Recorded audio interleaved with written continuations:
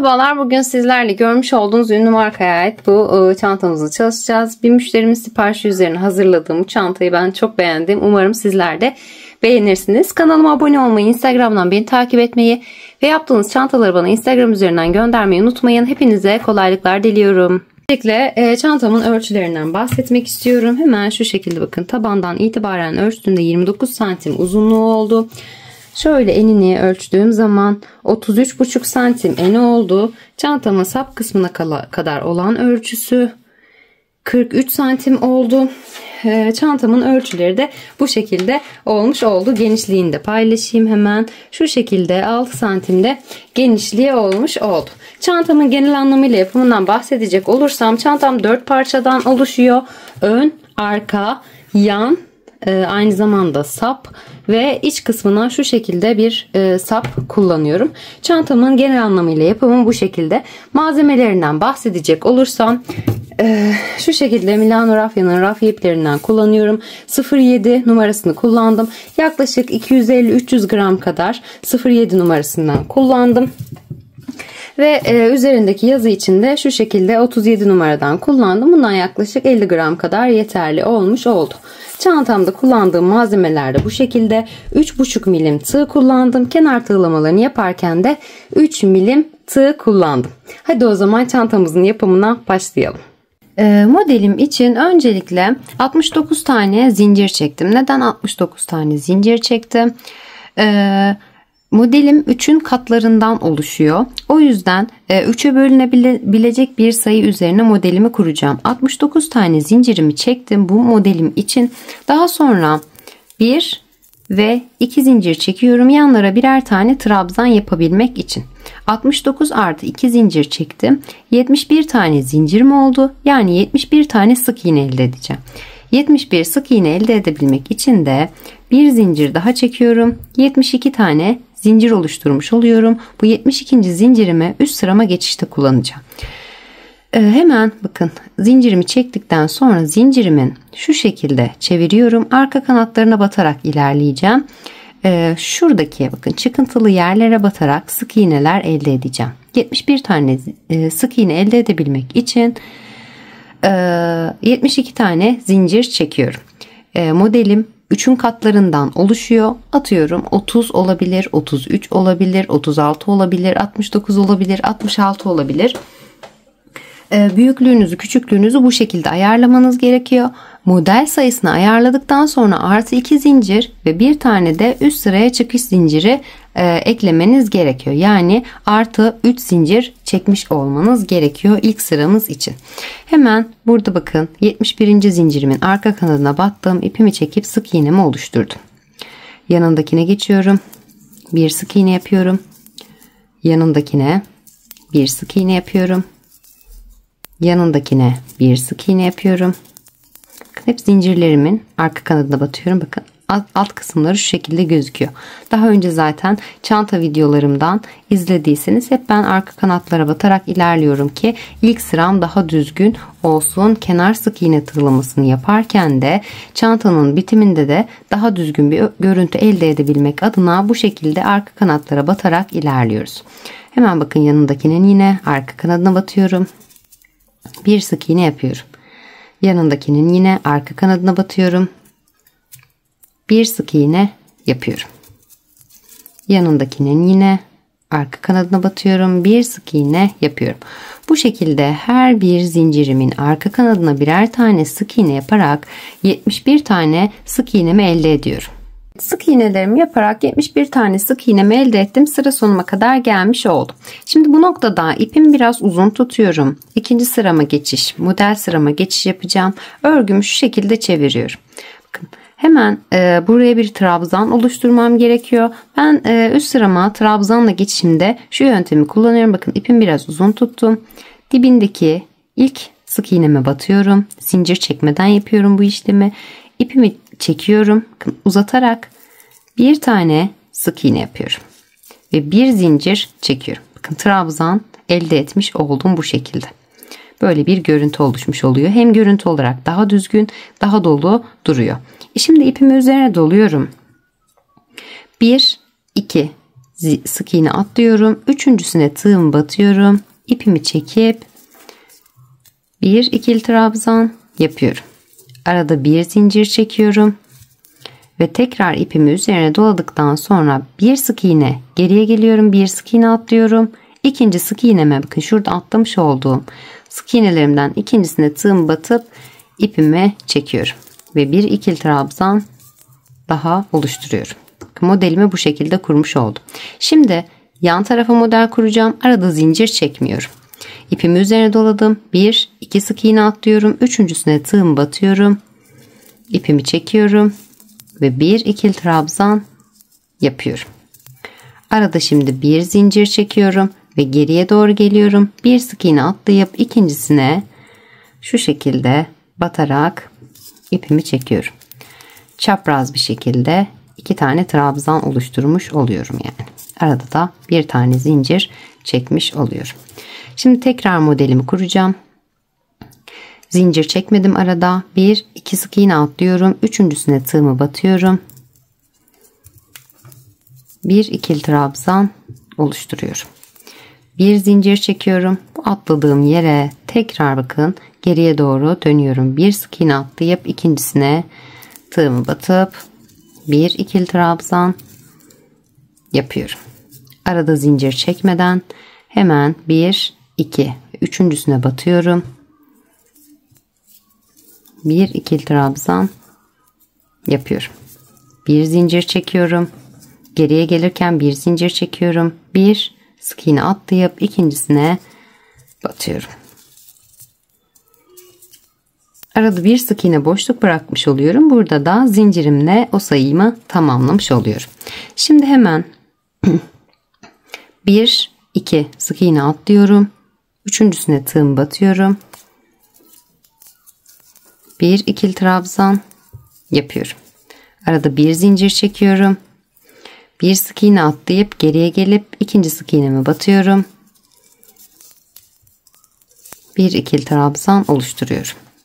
Şimdi tekrar ileriye 1-2 sık iğne atlıyorum. İkincisine batıyorum. Pardon, üçüncüsüne batıyorum. Bir ikili trabzan yapıyorum. Bir zincir çekiyorum. 2 tane boşta sık iğnem var. İlkini atlıyorum. İkincisine bir ikili trabzan oluşturuyorum. Arada bir tane sık iğnem boşta kalmış oluyor. 1-2 sık iğne atlayıp üçüncüsüne batıyorum. Bir ikili trabzan yapıyorum. Arada zincir çekiyorum. Bir geri geliyorum. İkincisine batıyorum. Arada zincir çekmeden hemen yana geçiyorum. 1-2 zincir. 2 sık iğne atlıyorum. Üçüncüsüne batıyorum. Bir ikili trabzan yapıyorum. Arada bir zincir çekiyorum. Bir sık iğne atlayıp ikincisine batıyorum. Geriye gelip ve bir ikili trabzan oluşturuyorum. Bakın. Hemen arada zincir çekmeden yine yeni modelimi kuruyorum. 1-2 sık iğne atlayıp üçüncüsüne tığımı batıyorum ve bir ikili trabzan yapıyorum. Arada bir zincir çekiyorum. Geriye gelmeden önce bir zincir çekiyorum. Bir sık iğne atlıyorum. İkincisine bakın batıyorum ve bir ikili trabzan oluşturuyorum. Arada yine bakın yana geçerken zincir çekmiyorum. İleri giderken zincir çekmiyorum. Geriye gelirken zincir çekiyorum. Yani mantık bu. Şu şekilde çapraz çapraz X diyelim. X harfi oluşturmuş oluyoruz. Hemen zincir çekmeden 1-2 sık iğne atladım. Üçüncüsüne batıyorum. Bir ikili trabzan yapıyorum. Arada bir zincir çekiyorum. Geriye gelirken bakın bir sık iğne atlayıp ikincisine batıp bir ikili trabzan yapıyorum. Modelim tamamen bundan ibaret. İlk sırada modelinizi doğru kurduğunuz zaman üst sıralarda zaten birebir aynı şekilde devam ediyorsunuz. Bu şekilde birinci sıramızı tamamlıyoruz. İleriye giderken zincir çekmiyorum. 1-2 sık iğne atlıyorum. 1-2 sık iğne atlıyorum. Üçüncüsüne ikili trabzan oluşturuyorum. Arada bir zincir çekiyorum. ikili trabzanımı oluşturduktan sonra bir zincirimi çektim. Bir sık iğne atlıyorum. Geriye gelip ve ikincisine bir ikili trabzan oluşturuyorum. Bu şekilde çapraz çapraz ilerleyerek sıra sonuna kadar ilerliyorum. Evet, modellerimi kurarak sıra sonuna kadar geldim. Birinci sıramı bu şekilde tamamlamış oldum. Baştan itibaren bakın trabzanımı saymadan 23 tane bu şekilde çapraz modelimi oluşturmuş oldum. Şimdi hemen yine bakın başta yapmış olduğum işlemin aynısını bu tarafta da uygulayacağım. Modelimi kurduktan sonra zincir çekmiyorum. Bakın sonda bir tane sık iğnem kaldı. Buraya tığımı batıp bir ikili trabzan oluşturuyorum.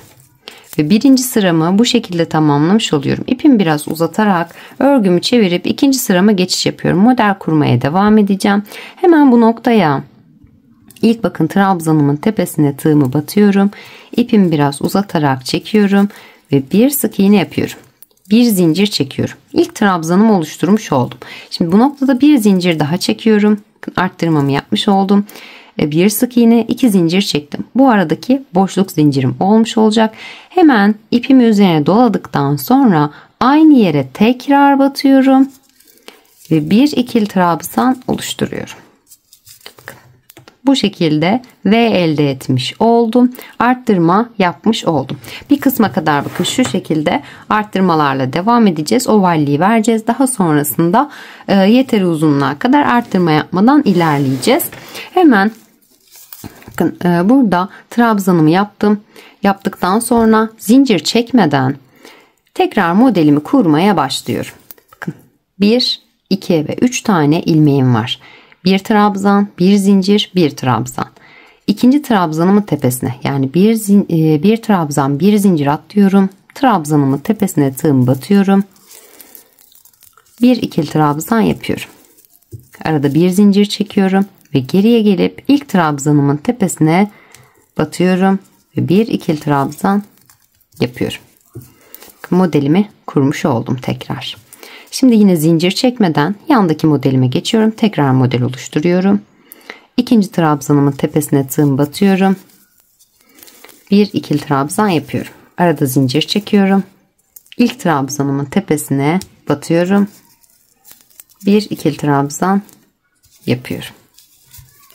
Modelimi oluşturmuş oldum. Arada zincir çekmeden yandaki modelimi geçiyorum. İkinci trabzanıma batıyorum. Bir ikili trabzan yapıyorum. Bir zincir çekiyorum. Ve birinci trabzanımın tepesine bir ikili trabzan yapıyorum. Modelimi kurmuş oldum yine. Zincir çekmeden yandaki modelimi hazırlamaya başlıyorum. İkinci trabzanımın tepesine bir ikili trabzan yapıyorum. Bir zincir çekiyorum. İlk trabzanımın tepesine geri gelip bir ikili trabzan oluşturuyorum. Arada zincir çekmeden yandaki modelime geçiyorum. İkinci trabzanıma bir ikili trabzan oluşturuyorum. Bir zincir çekiyorum. İlk trabzanıma bir ikili trabzan oluşturuyorum. Bu sıramı da bu şekilde devam ettiriyorum. Modellerimin üzerine model kurarak son modelimin olduğu yere kadar ilerliyorum. Çapraz trabzanlarımı oluşturarak sıra sonuna kadar geldim. Şimdi başta itibaren bu şekilde V yapmıştım başta. Bununla birlikte 24 tane model oluşturmuş oldum. Şimdi sıra sonundayım. Buraya ne yapacağım? Hemen ipimi üzerine doluyorum.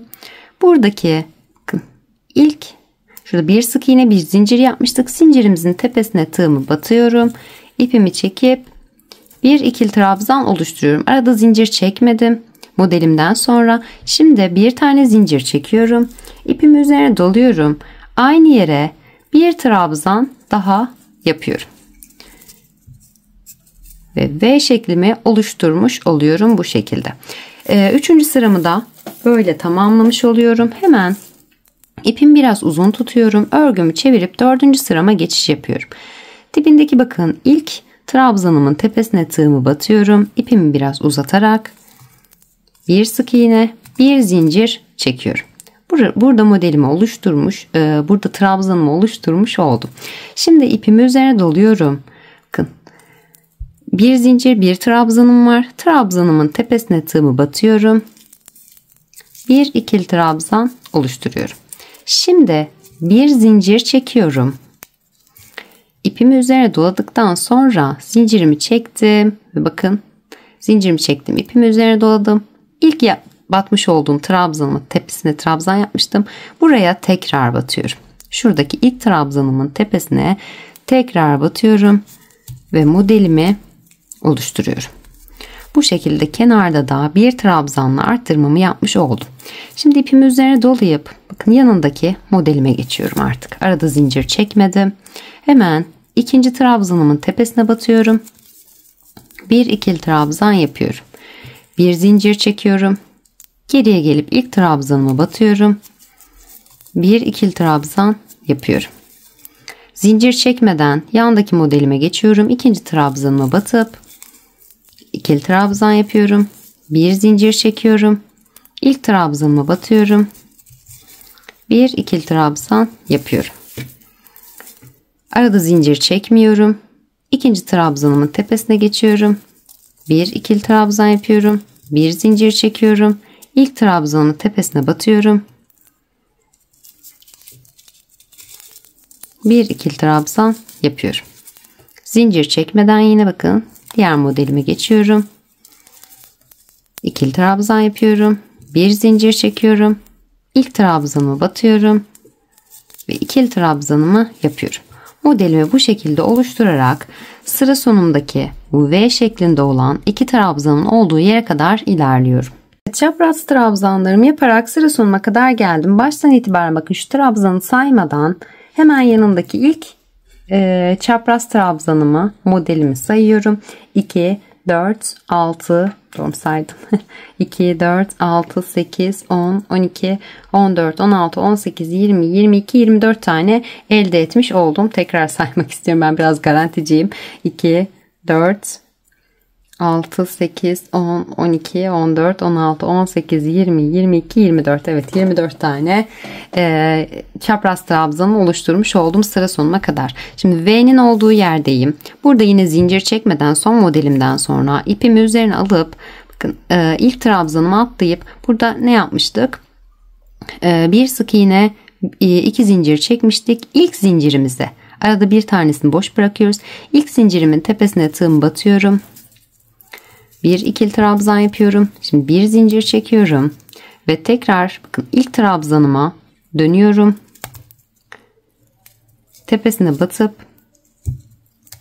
tepesine batamadım. Bir ikili trabzan yapıyorum. Şimdi bu noktada zincir çekmeden hemen bakın şuradaki bir sık iğne birinci zincirimin üzerine batıp trabzan yapmıştım. Aynı yere tekrar batıyorum. Şuradaki trabzana battığım yere tekrar batıyorum ve bir ikili trabzan oluşturuyorum. Burada da arttırmamı yapmış oldum. Toplamda 26 tane 25 tane çapraz trabzan elde etmiş oldum. 24 saymıştık buraya kadar. Hemen ipimi üzerine doluyorum. 1, 2, 3, 4 ve 5. sırama geçiş yapıyorum. İpimi biraz uzun tutarak dibindeki ilk trabzanımın tepesine batıyorum. İpimi çekiyorum ve bir sık iğne yapıyorum. Bir zincir çekiyorum şimdi. Bu noktada bir zincir daha çekiyorum. 2 zincirimi çektim. İpimi üzerine doladım. Aynı yere bakın tekrar batıyorum. Ve bir ikili trabzan daha yapıp V oluşturuyorum şu şekilde. Hemen yanındaki bakın zincir çekmeden ikinci trabzanıma batıyorum. Yine modelimi kuracağım. Çapraz modelime bir ikili trabzan oluşturuyorum. Bir zincir çekiyorum. Hemen şuradaki ilk trabzanımın tepesine dönüyorum. Bir ikili trabzan oluşturuyorum. Zincir çekmeden hemen yanındaki modelime geçiyorum. Ay, ipim takıldı. Zincir çekmeden yanındaki modelime geçiyorum. İkinci trabzanıma bir ikili trabzan oluşturuyorum. Bir zincir çekiyorum. Bir geriye gelip ilk trabzanıma tepesine bir ikili trabzan yapıyorum. Zincir çekmeden ikinci trabzanın tepesine batıyorum. Bir ikili trabzan yapıyorum. Bir zincir çekiyorum ve ilk trabzanımın tepesine batıp bir ikili trabzan oluşturuyorum. Zincir çekmeden yandaki modelime geçiyorum. İkinci trabzanımın tepesine bir ikili trabzan, bir zincir ve ilk trabzanımın tepesine bir ikili trabzan yapıyorum. Bu şekilde yine modelimi kurarak sıra sonumdaki son modelimin olduğu yere kadar ilerliyorum. Modelimi oluşturarak sıra sonuna kadar gelmiş olduğum 5. sıramın sonundayım. Şimdi bakın şuradaki V ile birlikte toplamda 25 tane modelimi oluşturmuş oldum. 2, 4, 6, 8, 10, 12, 14, 16, 18, 20, 22, 24 ve 25 tane baştaki V ile birlikte oluşturmuş oldum. Şimdi bu noktada hemen zincir çekmeden bakın son modelimin üzerine de tekrar modelimi kuruyorum. İkinci trabzanımın tepesine tığımı batıp bir ikili trabzan yapıyorum. Bir zincir çekiyorum. Yine bakın, ilk trabzanımın tepesine dönüyorum ve bir ikili trabzan oluşturuyorum. Zincir çekmeden bakın burada bir sık iğne, bir zincir yapmıştık. Buraya zincirimin tepesine tığımı batıyorum. Bir ikili trabzan yapıyorum. Bir zincir çekiyorum. Aynı yere tekrar bir ikili trabzan daha yapıyorum. Burada hem başta hem sonda V şeklinde oluşturmuş oldum. Toplamda bakın baştaki ve sondaki V'lerimle birlikte 27 tane model oluşturmuş oldum. Şimdi ipimi biraz uzun tutup 6. sırama geçiş yapıyorum. Bu sıra benim son sıram. 6 derken model sırası olarak değil. Bakın alttaki sık iğne sırasını da sayıyorum. Hemen bakın dibindeki ilk trabzanımın tepesine tığımı batıyorum. İpimi çekiyorum. Bir sık iğne yapıyorum. Bir zincir çekiyorum. Bu şekilde. Trabzan oluşturmuş oldum. Şimdi ipimi üzerine dolayıp ikinci trabzanımın tepesine batıyorum. Bir ikili trabzan yapıyorum. Bir zincir çekiyorum.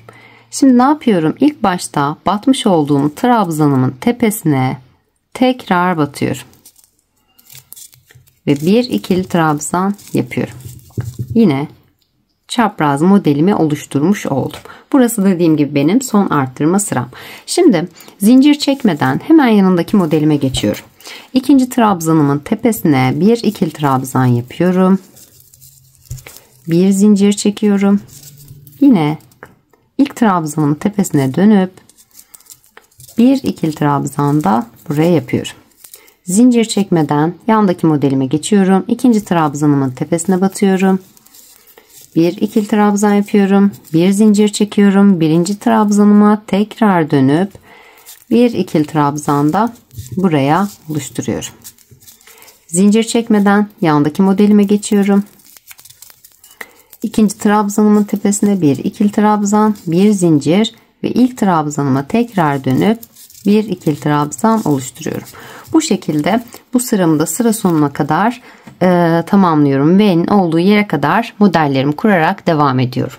Modelimi kurarak yine sıra sonundaki son bakım ve modelimin olduğu yere kadar geldim. Şimdi baştan itibaren şuradaki modelimle birlikte 26 tane model elde etmiş oldum.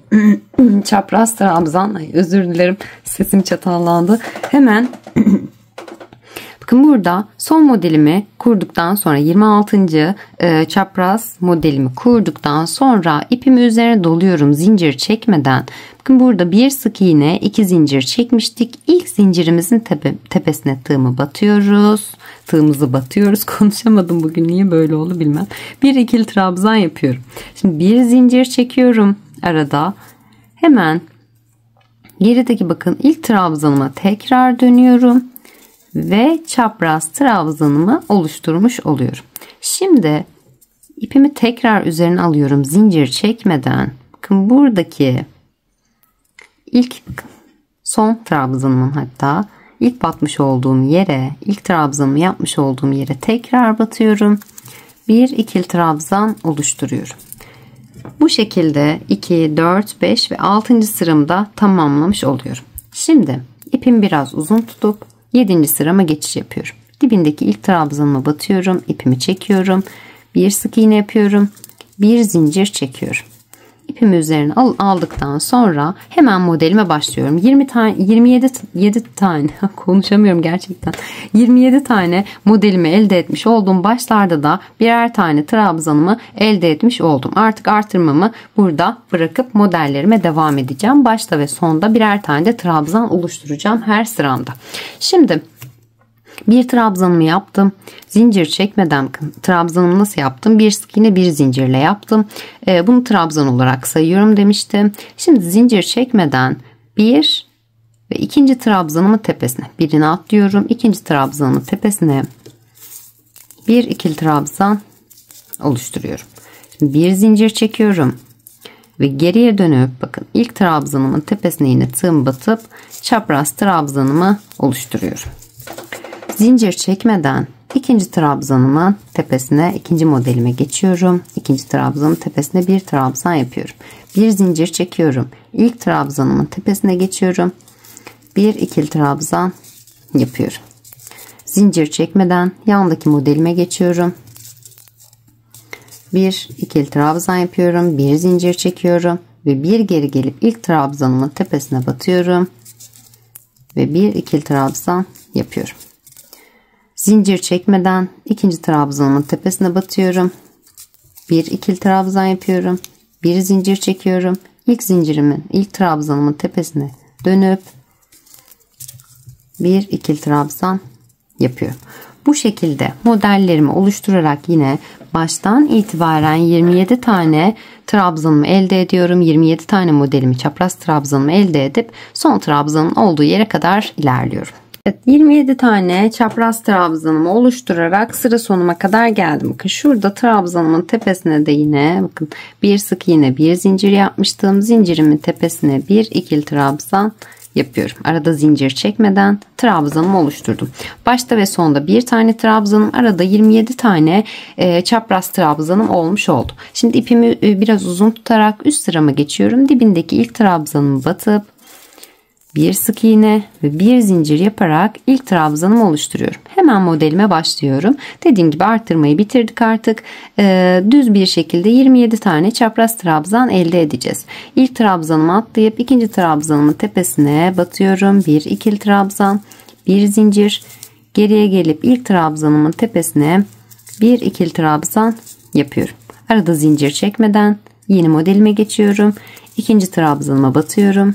Bir zincir çekiyorum. Trabzanımı yaptıktan sonra tekrar ilk trabzanımın tepesine dönüyorum ve bir ikili trabzan daha yapıp çapraz trabzanımı oluşturuyorum. Modelim tamamen bundan ibaret devam ediyor. Şu şekilde bakın arttırmalarımı yaptıktan sonra şurası böyle hafif çıkıntılı durabilir. Bu gayet normal. Şimdi zincirler biraz geniş olduğu için son olarak sık iğnelerimizi yaptığımız zaman şurası da toplanacak. Şöyle sık iğne yapıp aşağıya doğru indiğimizde düzelecektir bu kısım. Sizinki de böyle olduysa endişe etmeyin. Şimdi dediğim gibi bu şekilde 27 tane çapraz trabzanımız, başta ve sonda birer tane trabzanımızla devam ederek aynı işlemleri tekrarlayarak yeter uzunluğa kadar bu şekilde devam ediyoruz. Daha sonra da çantamızın kulp kısımlarını yapmaya başlıyoruz.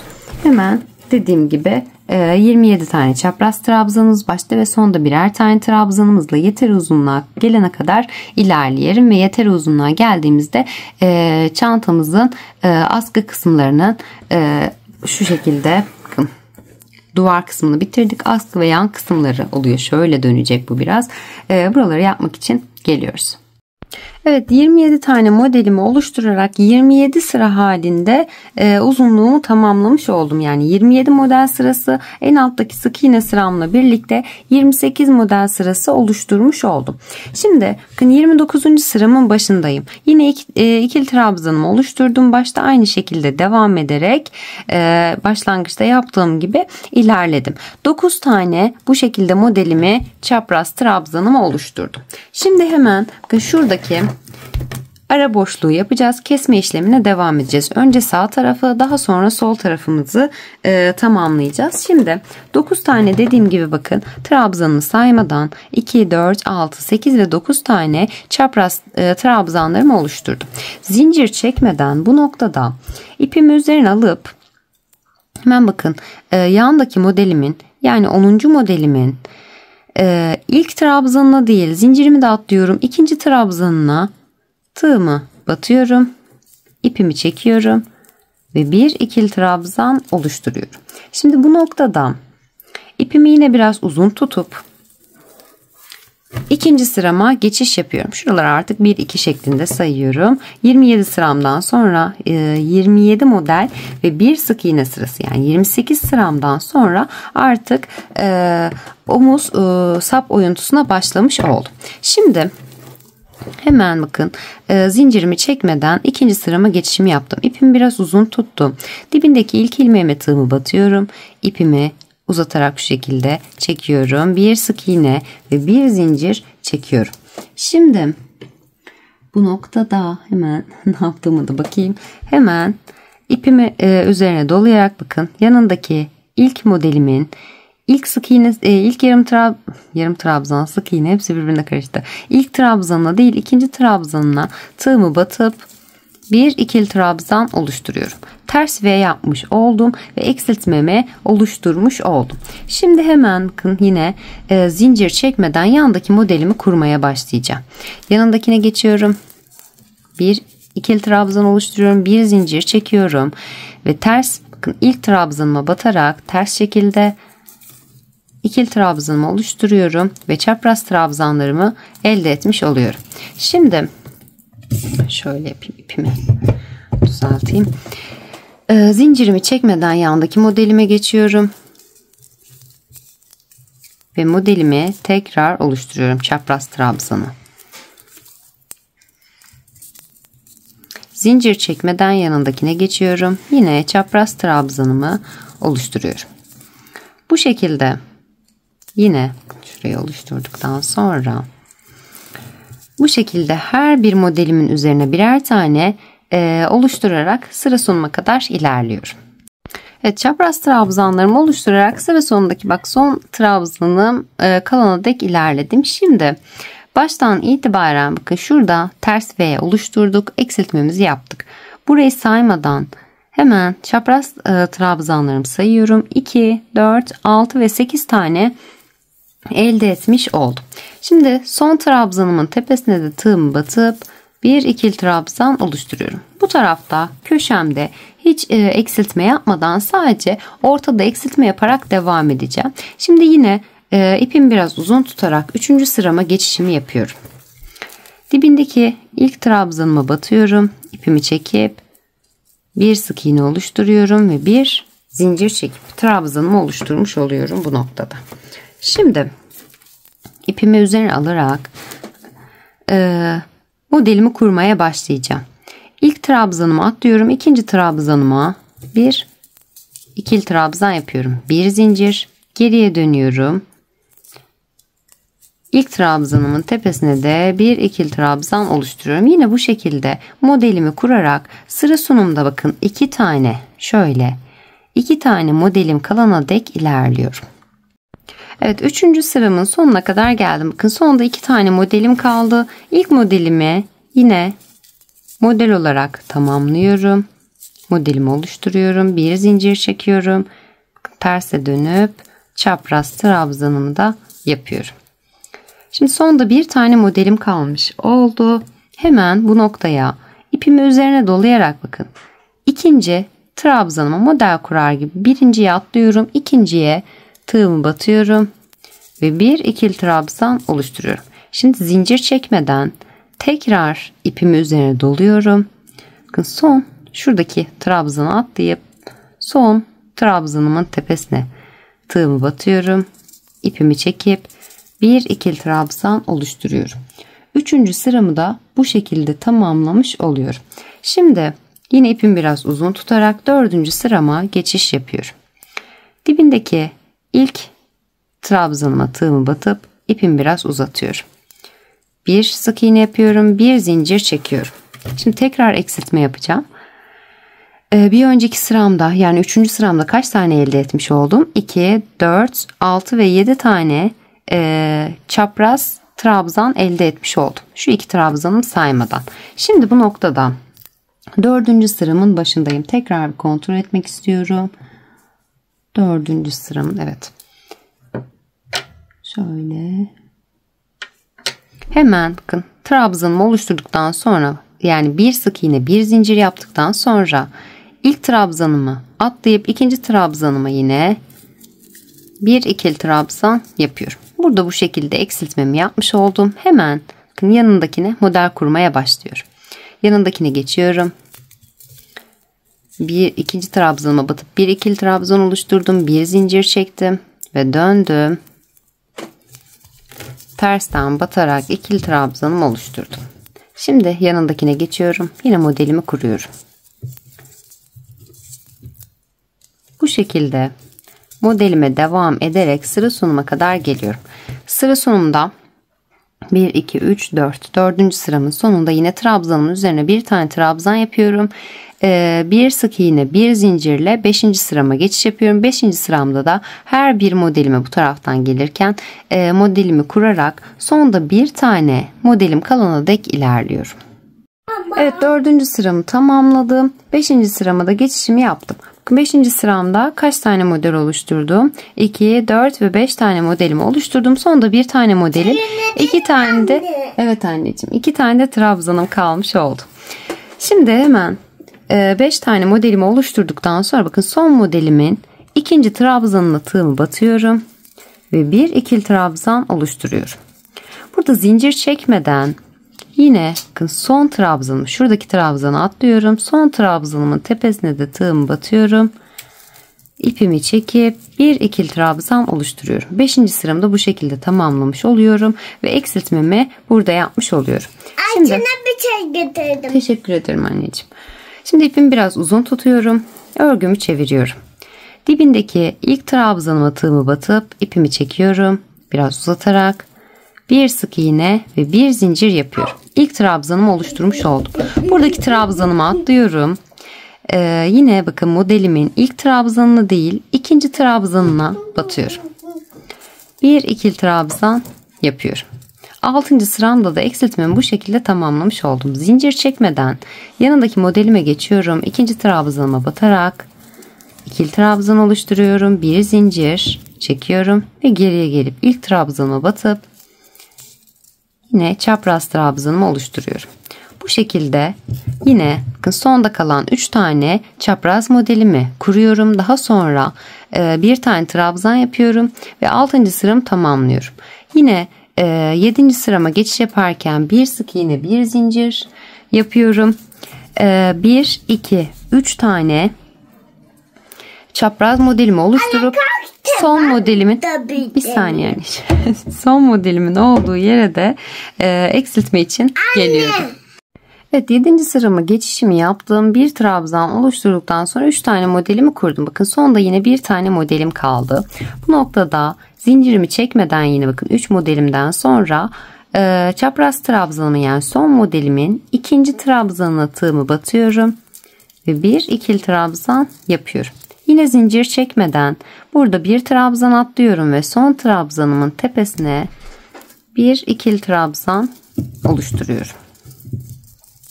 7. sıramda tamamlamış oldum ve eksiltmemi yapmış oldum. 3'e düşürmüş oldum model sayımı. Şimdi ipimi biraz uzun tutup dibindeki ilk trabzanıma batıyorum. İpimi uzatarak bir sık iğne ve bir zincir çekip ilk trabzanımı oluşturmuş oluyorum.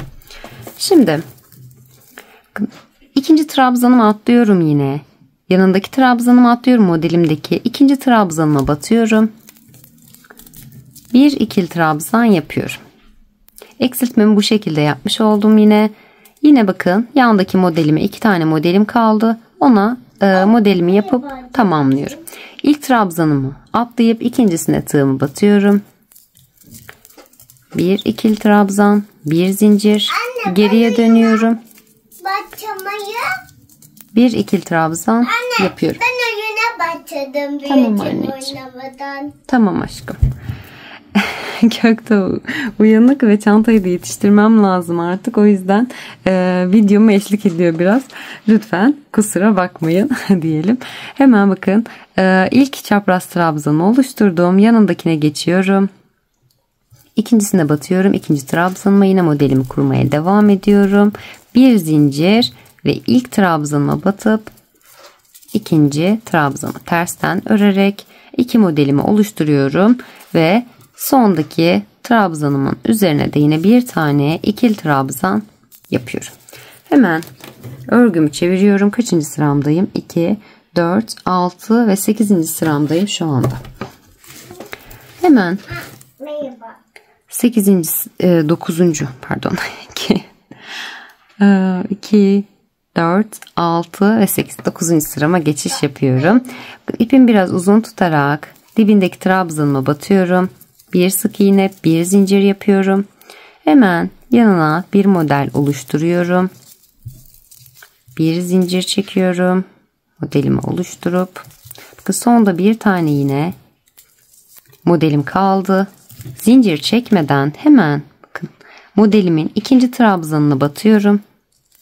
Bir ikili trabzan yapıyorum. Tekrar dönmeden, zincir çekmeden son trabzanın ilkini atlayıp son trabzanımın tepesine batıyorum ve bir ikili trabzan oluşturuyorum.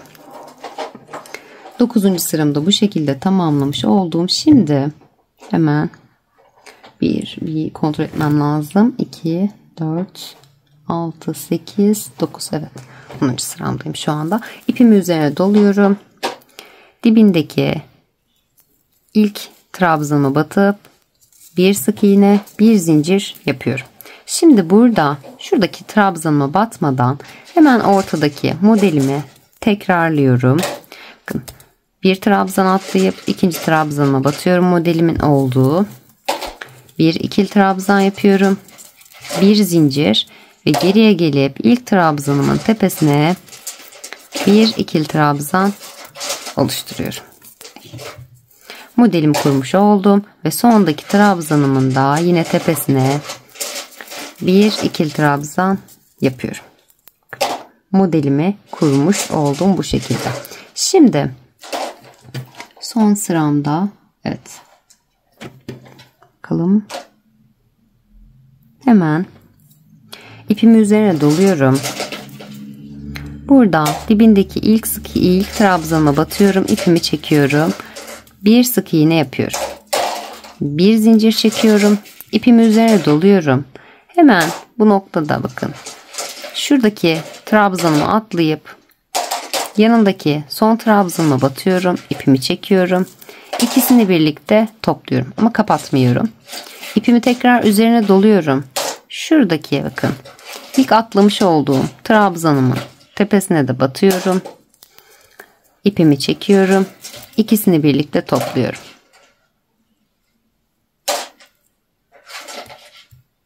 Şurada birbirine girdi. İkisini birlikte topluyorum. 3 tane ilmeğim oldu tığımda.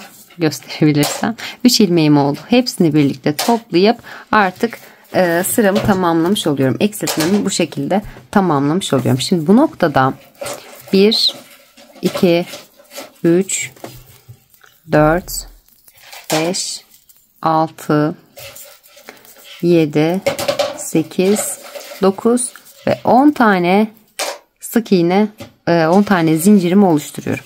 Bir tane de böyle bağlama zinciri çekiyorum. 11 zincirimi yaptım. İpimi bu noktada kesiyorum. 10 tane, bakın şuradaki payı bırakmış oldum. 10 tane zincirimle. Diğerine de yine aynı şekilde yapacağız. Hemen diğer parçamı, diğer sol tarafıma yapmaya başlıyorum. Evet, şimdi sağ tarafımı tamamladım. Sol tarafıma başlayacağım. Sol tarafıma nereden başlayacağım? Şuradan itibaren sayıyorum. 1, 2, 3, 4, 5, 6, 7, 8, 9 model saydım ve 10'uncusundan başlayacağım. 10'uncusunun ilk trabzanında. Şöyle 2, 4, 6, 8, 10. 10'uncusunun ilk trabzanından başlayacağım. Trabzanımın tepesine tığımı battım. Bu sefer sağ taraftan başlıyorum. Çünkü şu taraftan ilerleyerek yaptık. Yönümüz karışmasın diye. Hemen ipimi şu şekilde içerisinden geçirip bir tane zincir çekiyorum. Dibindeki yine aynı yere tekrar batıyorum. İpimi biraz uzatarak bir sık iğne, bir zincir yapıyorum. Şimdi şurada ipimi bırakacağım. Daha sonra sık iğne tığlaması yaparken bunu arada yürüteceğim zaten. İlk trabzanımı oluşturmuş oldum. Şimdi ne yapıyorum? Buradaki gibi eksiltmelerime devam edeceğim. Bunun birebir aynısını yapacağım ama ters taraftan başlamış olacağım. Şimdi ipimi üzerine doladım. Bakın burada bir tane trabzan yapmıştık. Yanındakine geçip bir tane çapraz modele hemen başladık.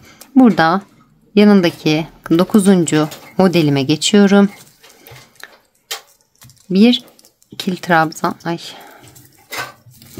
Modelimin ikinci trabzanına battım. İkili trabzan yaptım. Bir zincir çekiyorum ve ilkine tekrar dönüyorum.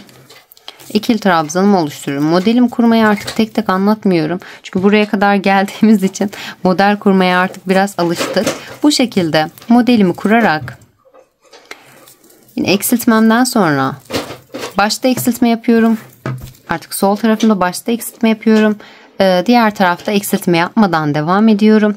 Düz olarak ilerliyorum. İlk sıramda 9 tane modelimi oluşturuyorum. Eksiltmemden sonra 9 modelimi oluşturuyorum. Sonunda bir trabzanımı yapıyorum. Ve ikinci sırama yine bir sık iğne bir zincirle geçiş yapıp 8 tane modelimi oluşturup sonda bir tane modelim kalana dek ilerliyorum. Evet, ikinci sıramda da modellerimi oluşturarak sonda bir tane modelim kalana dek ilerledim. Bir model bir trabzanım kaldı.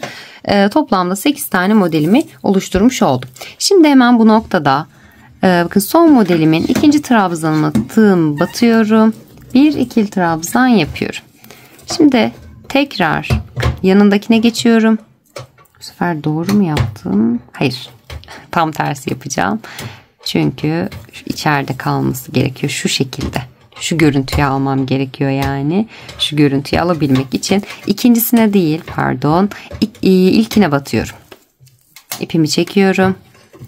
Ve bir ikili trabzan oluşturuyorum şu şekilde. İkincisine atlayıp son trabzanımın tepesine de tığım batıyorum. Bir ikili trabzan yapıyorum. Yani 8 model 2 tane ikili trabzanımı oluşturmuş oldum. Anneciğim biraz ses yapma lütfen bir tane.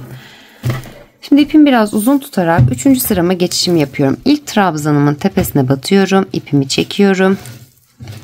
Bir sık iğne, bir zincir çekiyorum. Şimdi 1, 2 ve 3. sıramdayım. İlkine batacağım yine. Şimdi şuradaki ilk trabzan. Evet. Bugün bütün aksilikler beni buldu. Bir de kapı çaldı şimdi. Hemen nerede kalmıştık? Bir tane ikili trabzanımı yaptım. 3. sıramın başındayım. Şimdi bakın ilk trabzanımı atlıyorum. Modelimin ilk trabzanına tığımı batıyorum. Bir ikili trabzan yapıyorum. Bu şekilde eksiltmemi oluşturmuş oldum. Hemen yandaki modelime geçiyorum artık. İkinci modelimin ikinci trabzanına batıyorum. Bir ikili trabzan yapıyorum. Bir zincir tersten ilk trabzanıma batarak anne bu ne? Bir ikili trabzan yapıyorum. Ne? Bu şekilde ters trabzanlarımı oluşturarak sıra sonuna geliyorum. Tamam anneciğim bir saniye. Bu ne anne? İlaç kuzum. 2 tane sıra sonuna kadar geliyorum. Yine bir trabzan oluşturup modellerimi kurarak sonda bir tane modelim kalana dek ilerliyorum. Evet, 4. sıramı da tamamlamış oldum. Sıra sonuna kadar bakın son modelimin olduğu yere kadar geldim 4. sıramın sonunda. Şimdi kaç tane? 2, 4, 6 tane model oluşturmuş oldum. Bir de başta trabzanım var. Şimdi hemen tekrar burada eksiltme yapacağım son modelimin olduğu yerden. Şimdi son modelimin ilk trabzanına tığımı batıyorum. Bir ikili trabzan yapıyorum. Şimdi eksiltmemi yapmış oldum. Şimdi bakın sonda 2 tane trabzanım var. Bunun ilkine değil son trabzanıma tığımı batıp bir ikili trabzan yapıyorum ve eksiltmemi oluşturmuş oluyorum. İpimi biraz uzun tutarak 5. sırama geçişimi sağlıyorum. Şimdi hemen dibindeki ilk trabzanıma tığımı batıyorum. İpimi çekiyorum. Bir sık iğne, bir zincir yapıyorum. Yine eksiltme yapacağım başta. Ortadan devam ettiğim için hemen bakın ilk trabzanıma atlıyorum. Buradaki ilk modelimin ilk trabzanına, şuradaki ilk trabzanıma tığımı, evet, tığımı batıyorum. Bir ikili trabzan yapıyorum. Modelimin ilk trabzanına battım. Şimdi bakın buradaki ikinci trabzanımı atlıyorum. Hemen yanına geçip model kurulumuna başlıyorum. Zincir çekmedim arada. Modelimi oluşturuyorum. Bir trabzan, bir zincir, geriye gelip bir trabzan yapıp modelimi oluşturuyorum. Bu şekilde yine sıra sonuna kadar devam ediyorum. Kaç tane model elde ediyorum? 1, 2, 3, 4, 5 tane modelimi elde ediyorum. 5. sıramı tamamlıyorum. 6. sırama geliyorum. 4 tane modelimi oluşturup son modelimin olduğu yerde tekrar eksiltmem için geliyorum. Evet, 6. sıramda başladım. 4 tane trabzanımı yaptım. Modelimi daha doğrusu yaptım. Sonunda bir modelim kaldı ve 2 tane de köşede trabzanım kalmış oldu. Şimdi burada tekrar eksiltme yapacağım. Son modelimi yaptıktan sonra zincir çekmeden yanındaki ilk trabzana bakın. Modelimin ilk trabzanına tığımı batıyorum. İpimi çekip bir ikili trabzan oluşturuyorum. Şimdi hemen yanında bakın 2 tane sonda trabzanım var. Son trabzanımın tepesine tığımı batıyorum. İpimi çekip bir ikili trabzan yapıyorum. Eksiltmemi yapmış oldum. İpimi biraz uzun tutarak 7. sırama geçişimi yapıyorum. Dibindeki ilk trabzanımı batıyorum. İpimi çekiyorum yine. Bir sık iğne, bir zincir yapıyorum. İkinci trabzanıma atlıyorum. Hemen bakın modelimin ilk trabzanına tığımı batıyorum. İpimi çekip bir ikili trabzan oluşturuyorum. Başta 2 tane ikili trabzanımı yapmış oldum ve eksiltmemi de yapmış oldum. Sondaki 3 tane trabzanımı, 3 tane modelimi örüyorum şimdi. Bir trabzan, bir zincir ve bir tane ters trabzan. Bir trabzan, bir zincir ve bir ters trabzan. Bir trabzan, bir zincir ve bir ters trabzan yapıyorum. Sonda bakın trabzanım var. Bunun tepesine de batıp bir ikili trabzan yapıyorum. Şimdi ipimi biraz uzun tutarak 8. sırama geçişimi sağlıyorum. Bir zincir çekiyorum. Bir sık iğne yapıyorum. Bir zincir çekiyorum. Hemen 2 tane modelimi kuruyorum. Burada kaç tane modelim var? 3 modelim var. 2 tane de trabzanım var. 2 modelimi kuruyorum. Son trabzanımda son modelimde eksiltme yapacağım yine. Bir trabzan, bir zincir, bir ters trabzan. Bir trabzan, bir zincir, bir ters trabzan. 2 tane modelimi oluşturmuş oldum. Şimdi bu noktada bakın sondaki modelimin ilk trabzanımın tepesine bir trabzan yapıyorum. Zincir çekmeden son trabzanımın tepesine de batarak bir trabzan da buraya yapıyorum. Bu şekilde eksiltmemi oluşturmuş oldum. Şimdi kaçıncı sıramdayım? 2, 4, 6, 8 ve 9. sırama geçiş yapıyorum. Hemen ipimi biraz uzun tutarak bir sık iğne, bir zincir yapıyorum. İlk trabzanımı atlıyorum. Modelimin ilk trabzanının tepesine batıyorum. Bir ikili trabzan yapıyorum. 2 tane yan yana trabzanımı oluşturmuş oldum. Şimdi eksiltmemi yapmış oldum. Sonra bir tane modelim kaldı. Modelimi tekrarlıyorum. Bir trabzan, bir zincir, bir ters trabzan. Son trabzanımın tepesine de bir tane trabzanımı oluşturuyorum. 9. sıramda bu şekilde tamamlamış oldum. İpimi biraz uzun tutarak 10. sırama geçiyorum. Bakın ilk trabzanımın tepesine bir sık iğne, bir zincir yapıyorum. Hemen bakın şuradaki modelimi tekrarlıyorum. Bir model kalıyor. Bir zincir ve bir ters trabzan. Şimdi bu noktada ben ipimi üzerine dolayıp bakın sondaki trabzanıma da trabzanımın tepesine de tığımı batıp bir ikili trabzan oluşturuyorum. Şurada bakayım. Son olarak eksiltme işlemi yapacağız. 11. sıramı geçiyorum. İpimi biraz uzun tutarak dibindeki ilk trabzanıma batıyorum. İpimi çekiyorum. Bir sık iğne, bir zincir yapıyorum. İpimi üzerine dolayıp bakın şuradaki modelimin ikinci trabzanına batıyorum. İpimi çekiyorum. İkisini birlikte topluyorum. Kapatmıyorum. İpimi üzerine doluyorum. İlk trabzanıma tekrar dönüyorum. İpimi çekiyorum. İkisini birlikte topluyorum. 3 tane ilmeğim oldu tığımda. Hepsini birlikte toplayarak eksiltmemi yapıyorum. Şimdi artık burada bitirmiş oldum. Şöyle. Hemen bu noktadan 1, 2, 3, 4, 5, 6, 7, 8, 9 ve 10 zincir çekiyorum.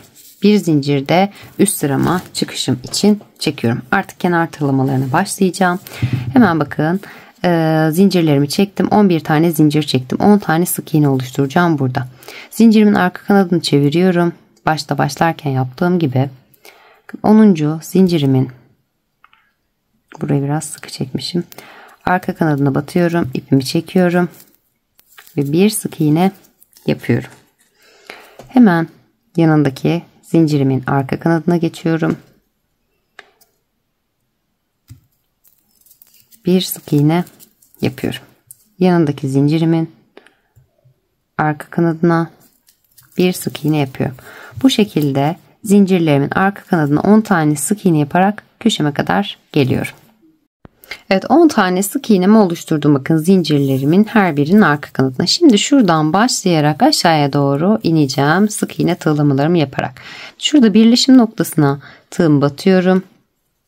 Tam buradaki hepsini birlikte topladığım yere şöyle de batabiliriz. Daha iyi mi durur bilemedim. Evet, şu şekilde battım. Bir sık iğne yapıyorum. Hemen bakın trabzan boşluğuma batıyorum. Bir sık iğne yapıyorum. Trabzan boşluğuma tekrar batıyorum ve bir sık iğne daha yapıyorum. 2 tane sık iğne yaptım. Şimdi bakın birleşim noktasına geldim. Buraya battım. Bir sık iğne yapıyorum. Trabzan boşluğuma geldim. 1 ve 2 sık iğne yapıyorum. 2 trabzanın arasındaki bakın birleşim noktasına geldim.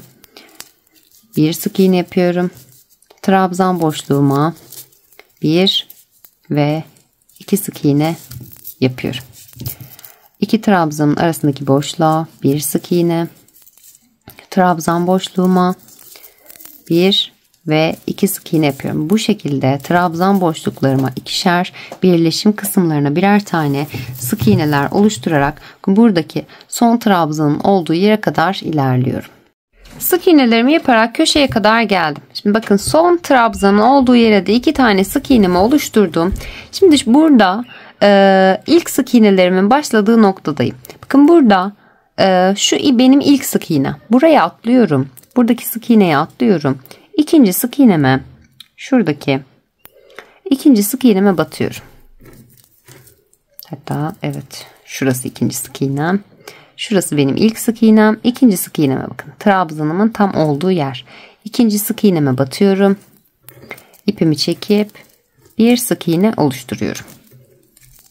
Orada zincir boşluğu olduğu için kafam karışmış. Hemen bakın.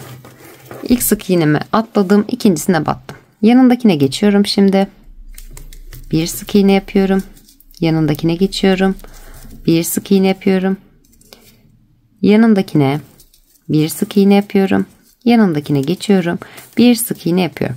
Bu şekilde her bir sık iğnemin üzerine birer tane sık iğne yaparak köşeme kadar geliyorum. Burada yine köşemde bakın son sık iğnemi atlayıp buraya batmadan hemen yanında trabzan boşluğuma batıyorum. 2 tane sık iğne yapıyorum. 2 trabzanın birleşim noktasına bir sık iğne, trabzan boşluğuma 2, birleşim noktasına 1, trabzan boşluğuma 2 sık iğne yaparak burada diğer bakın başladığım noktaya kadar, şurada zincirimin olduğu yere kadar devam ediyorum. Sık iğnelerimi yaparak bakın köşeme kadar geldim. Zincirimin olduğu yere kadar geldim. Şimdi burada zincirimin olduğu yere şu şekilde ortadan batıyorum bu sefer. Arka kanadını almadan. Arka kanadını aldığım zaman dönme olacak çünkü. Direkt ortadan batıyorum. İpimi çekip bir sık iğne yapıyorum. Yanındaki bakın ikinci zincirim. İkinci sık iğnem. Üçüncü zincirime geçiyorum. 3 sık iğne, 4, yanındakine 5, 6, 7, 8, 9 ve 10. 10 sık iğnemi oluşturmuş oldum bu kısımda da. Hemen bu noktada bakın ilk sık iğne sıramı tamamlamış oluyorum. İpimi ayarlayamadım bir türlü. Takıldı şuraya. Hemen ilk sıramı tamamladım. İpimi burada bir zincirimi çekip örgümü çeviriyorum. Hatta zincir çekmeden dibine direkt yapalım. Zincirimi çekmeden ipimi biraz uzun tutarak örgümü çevirip dibindeki ilk sık iğneme batıyorum. İpimi çekip bir kaydırma yapıyorum.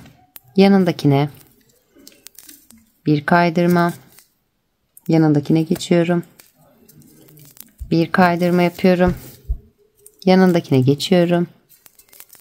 Bir kaydırma yapıyorum. Yanındakine bir kaydırma yapıyorum.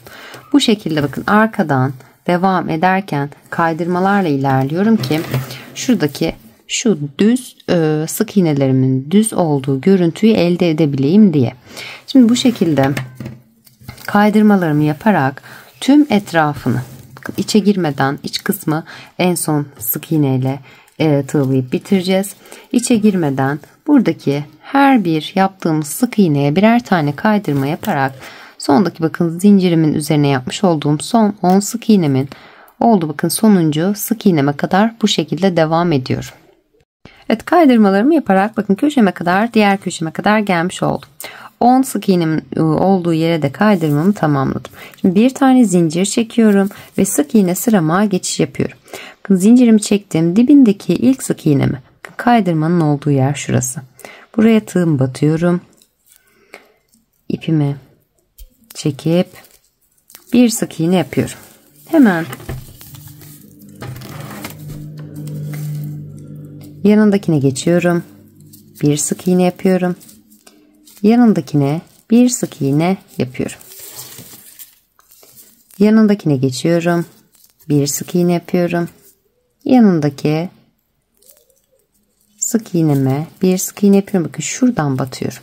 Şuralara, boşluklara batıyorum. Şurası biraz dar olmuş. Bir sık iğne yapıyorum. Bakın şu kısımlara. Şöyle. Tam sık iğnelerin olduğu boşluklara batarak sık iğnelerimi yapıyorum. Yani kaydırmalara değil. Bakın şöyle arkadan baktığınızda şu şekilde gözüküyor zaten. İpimi çekip sık iğnemi yapıyorum. Yanındakine yine aynı şekilde sık iğnemi yapıyorum. Yanındakine sık iğnemi yapıyorum. Bundan sonra kenar tığlamalarım bu şekilde ilerliyor. Sık iğnelerimi yaparak diğer köşeme kadar geliyorum. Daha sonra buradan dönüp zincirsiz dönüp kaydırmalarımı yapıp yine köşeme geliyorum. Köşeme geldikten sonra bir zincir çekiyorum. Birer tane sık iğne yaparak her birine sık iğnelerimi yapıp tüm etrafını tamamlayıp buraya kadar geliyorum. Bunu ne zamana kadar devam ettiriyorum? Bakın şuradaki sıram şöyle 3 sıra şöyle şuradan sayalım. Şuradan baktığınızda kafanız karışır. 3 sıra olana kadar en başta yapmış olduğumuz sık iğne sırasıyla birlikte 4 sıra. Şöyle. Şu an mesela birinci sıramızda gözüküyoruz. Şurayı yaptığımızda şurası da bizim ilk tığladığımız yer. Bununla birlikte 4 sıra. Yani burayı yaptık. Şimdi dönüyoruz. İkinci sıramızı yapıyoruz. 3 ve 4 olarak sık iğne sırasını tamamlıyoruz. 4. sıra sık iğne sıramızın sonunda burada tekrar buluşuyoruz. bir sıra kaydırma, bir sıra sık iğne, kaydırma sırasını saymadan 4 sıra sık iğne sırası olarak söylüyorum. Görüntünüz şu hale gelmiş oluyor. Bir sıra sık iğne, bir sıra kaydırma şeklinde ilerleyerek yeteri uzunluğa kadar gelmiş oldum. Toplamda bakın şuradan saydığım zaman en alttaki sık iğne sıramı da sayıyorum. 1, 2, 3 ve 4 sıra sık iğne sırası tamamlamış oldum kaydırmalarımı saymadan. Hemen bu noktada bakın köşeme kadar geldim. Buradan sonra artık çantamın ağız kısmını, boşluk kısmını sık iğne tığlaması yapmaya geçeceğim. Hemen son yapmış olduğum sık iğnemin olduğu yere tekrar batıyorum. Bir sık iğne yapıyorum. Aynı yere bir sık iğne daha yapıyorum. 3 tane sık iğne yapmış oldum köşemde. Şimdi ilkine işaretleyicimi takıyorum. Şöyle kameramı biraz yakınlaştırayım. Hemen yanındaki bakın sık iğne boşluğuma geçiyorum. Buraya da bir sık iğne yapıyorum. Yanındaki sık iğne boşluğuma geçiyorum. Bakın son boşluğum. Buraya da bir sık iğne yapıyorum. Aynı yere şöyle ipimi şuradan geçireceğim. Tekrar batıyorum. Bir sık iğne daha yapıyorum. 2 tane sık iğne oluşturdum. Şimdi aynı yere tekrar batıyorum ve bir sık iğne daha yapıyorum. 3 tane sık iğne yapmış oldum bu noktada. Hemen bakın yanındaki sık iğnemin boşluğuna, şu kısımlara batıyorum. İpimi çekip sık iğnemi yapıyorum. Yine aynı tokluğu elde etmiş olacağım. Bu şekilde batarak sık iğnelerimin birleşim noktasına batıyorum. Yani şuralara. Hemen yanındakine geçiyorum. Bir sık iğne yapıyorum. Yanındakine geçiyorum. Bir sık iğne yapıyorum. Yanındakine bir sık iğne yapıyorum. Bu şekilde her bir sık iğneme birer tane sık iğne yaparak ilk trabzanın olduğu yere kadar ilerliyorum. İğnelerimi yaparak bakın köşeme kadar geldim. Şimdi burada bakın trabzanımın olduğu yere kadar geldim. Trabzanımın olduğu yere de tığımı batıyorum. Trabzan boşluğuma bir sık iğne yapıyorum. Aynı yere tekrar batıyorum ve bir sık iğne daha yapıyorum. 2 tane sık iğnemi oluşturmuş oldum. Hemen yanında bakın 2 trabzanın birleşim noktasına geçiyorum. Buraya da batıyorum. Bir sık iğne yapıyorum. Hemen yanındaki trabzan boşluğuma geldim. Buraya da 1 ve 2 tane sık iğne yapıyorum. Birleşim noktasına geldim. Buraya batıp bir sık iğne yapıyorum. Trabzan boşluğuma 1 ve 2 sık iğne yapıyorum. Birleşim boşluğuna geldim. Buraya da batıyorum. Bir sık iğne yapıyorum. Bu şekilde 2 trabzan boşluğuma bir birleşim noktasına batarak şuradaki köşe kısmına kadar ilerliyorum. Sık iğnelerimi yaparak köşe kısmına kadar geldim. Şimdi bu noktada hemen şuradaki köşedeki birleşim noktasına da batıyorum. Bir sık iğne yapıyorum. Trabzan boşluğuma geldim. Şöyle çeviriyorum. Şu kısımdan devam edeceğim. İlk trabzanımın tepesine tığım batıp bir sık iğne yapıyorum. Zincir boşluğuma batıyorum. Bir sık iğne yapıyorum. Trabzanımın tepesine bir sık iğne. Yanındaki trabzanımın tepesine bir sık iğne. Zincir boşluğuma bir sık iğne. Trabzan tepesine bir sık iğne yapıyorum. Bu şekilde trabzanlarımın tepesine ve zincir boşluklarıma birer tane sık iğne yaparak yine köşeme kadar geliyorum. Köşemde yine bakın birleşim noktasına da batıp bir sık iğne yapıyorum. Daha sonra dönüyorum. Trabzanlarımın boşluğuna 2'şer tane, birleşim noktasına 1 tane, trabzan boşluklarına 2 tane, birleşim noktasına 1 tane yaparak burada sık iğnelerimin olduğu yere kadar geliyorum. Sık iğnelerimin de her birine birer tane sık iğne yapıp köşemde 3 tane batıyorum. 3 sık iğne yapıyorum. Araya bir sık iğne yapıyorum ve dönüyorum. Hemen bakın ilk batmış olduğum yere, şuraya 2 tane daha yapıyorum. İlk yapmış olduğum sık iğnemin olduğu yere 2 tane daha sık iğne yaparak 3'e tamamlıyorum. Ve artık çantamın ağız kısmının da tığlama işlemini bitirmiş oluyorum. Artık yan parçalarıma geçiş yapıyorum. Çantamın şöyle düzelteyim. Ön ve arka kısmını tamamlamış oldum bu şekilde. Üst kısımların tığlamasını yaptıktan sonra da bu şekilde birleştirmemi yaptım. Son ilmeğimi çıkararak ipimi artık kestim. Bir parçası hazır, şu şekilde toplanmalar oluyor. Gayet normal.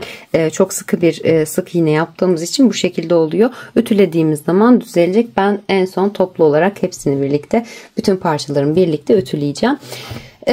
Büyük parçam hazır. Şimdi yan parçalarımızın yapımına geçeceğiz. Yan parçam için bu şekilde bakın.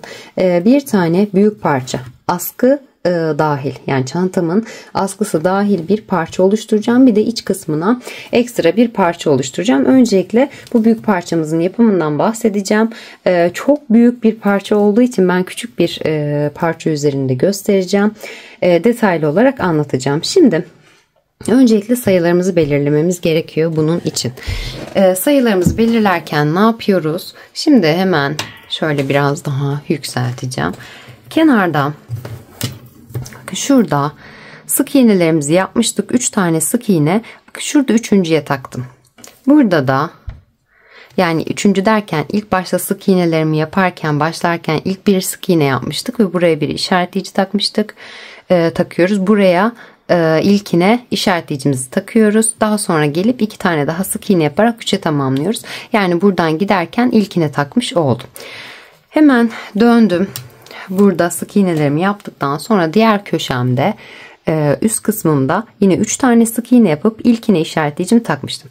Şimdi buradaki bu işaretleyicimle bu işaretleyicimin arasındaki tüm sık iğne sayılarımı sayıyorum. Benimki toplamda 316 tane sık iğne elde etmiş oldum. Yani şuradan buraya kadar şu şekilde tüm etrafını saydığımda 316 tane ilmeğim var. Daha sonra 316 ilmek artı ne yapıyorum? 110 tane daha zincir çekiyorum. Bu 110 zincirinde 110 zincirimi de çantamın askı kısmı için kullanacağım. Yani şu şekilde. Bakın şuradan çok büyük nasıl göstereceğim bilmiyorum. Tüm etrafını bakın. Şurası 110 sık iğnelik kısmım benim. Şunu askı olarak kullanacağım. Bakın şurada işaretleyicilerim var zaten. Burayı askı olarak kullanacağım. Diğer kalan kısımların hepsini şu yan kısımlarda kullanacağım. Burayı daha fazla yapıyoruz. Daha fazla sıra sayısıyla burayı daha az yapıyoruz. Bir kısmına kadar ördüm. Devamını göstereceğim zaten. Şimdi ilmeğinizi saydık. Benimki dediğim gibi 316 tane ilmek oluşmuş oldu. Kenar sık iğne tığlamamda. Öncelikle 316 tane zincirimi çekiyorum. Biraz ses olacak şöyle. İpim çok ses yapacak diye dondurup tekrar devam ettim, ipimden biraz aldıktan sonra. Şimdi ne dedim? Kenarda 316 tane ilmeğim var. Öncelikle sizin kaç taneyse onu sayıyorsunuz. Ona göre zincir çekiyorsunuz. Ben şimdi küçük bir parçadan göstereceğim sizlere. İlk olarak bağlama zincirimi çektim. Daha sonra 1, 2, 3, 4, 5, 6, 7, 8, 9 ve 10. 10 tane zincir çekiyorum. Ben bunu 316 tane zincir olarak kabul ediyorum. Yani yan kısmımda kullanacağım zincirim olarak kabul ediyorum. 10 tane çektim. Bunu 316 olarak farz edelim. Çünkü çok büyük bir parça olduğu için hem video çekerken örmesi zor olacaktı, hem de anlatması daha uzun sürecekti. O yüzden bu şekilde küçük bir parçada göstermek istedim. Yan parçanız dediğim gibi kaç ilmekten oluşuyorsa, benimki 316'ydı. 316 tane zincirimizi çekiyoruz. 316 zincirimi çektim. Bir zincir daha çekiyorum. 316. zincirime işaretleyicimi takıyorum. Hemen bakın. Daha sonra ben askı için 110 ilmek elde ettim. 110 tane zincirle başladım. Siz istediğiniz uzunlukta ayarlayabilirsiniz. Askınızı daha uzun istiyorsanız daha uzun yapabilirsiniz. Daha kısa istiyorsanız daha kısa yapabilirsiniz. Hemen askımın ölçüsünü de paylaşayım sizlerle. Şöyle ikiye katlayarak.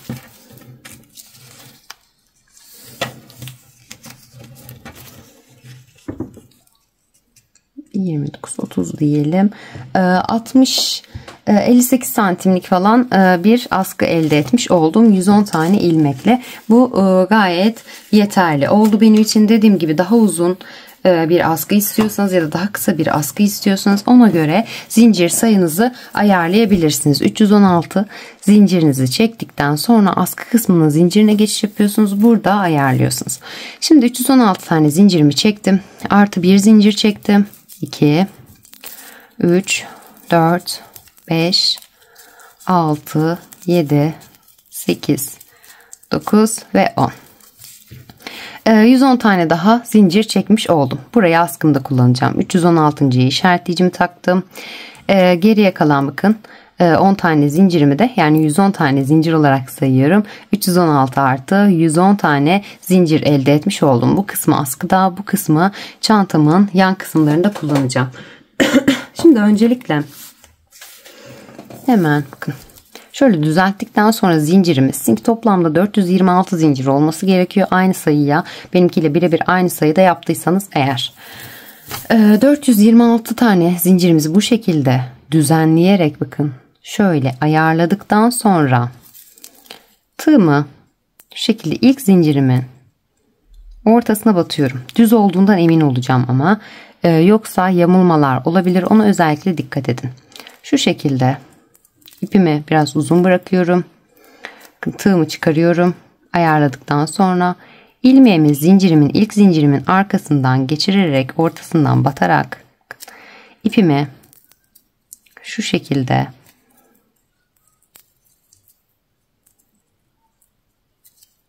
arkaya alıyorum.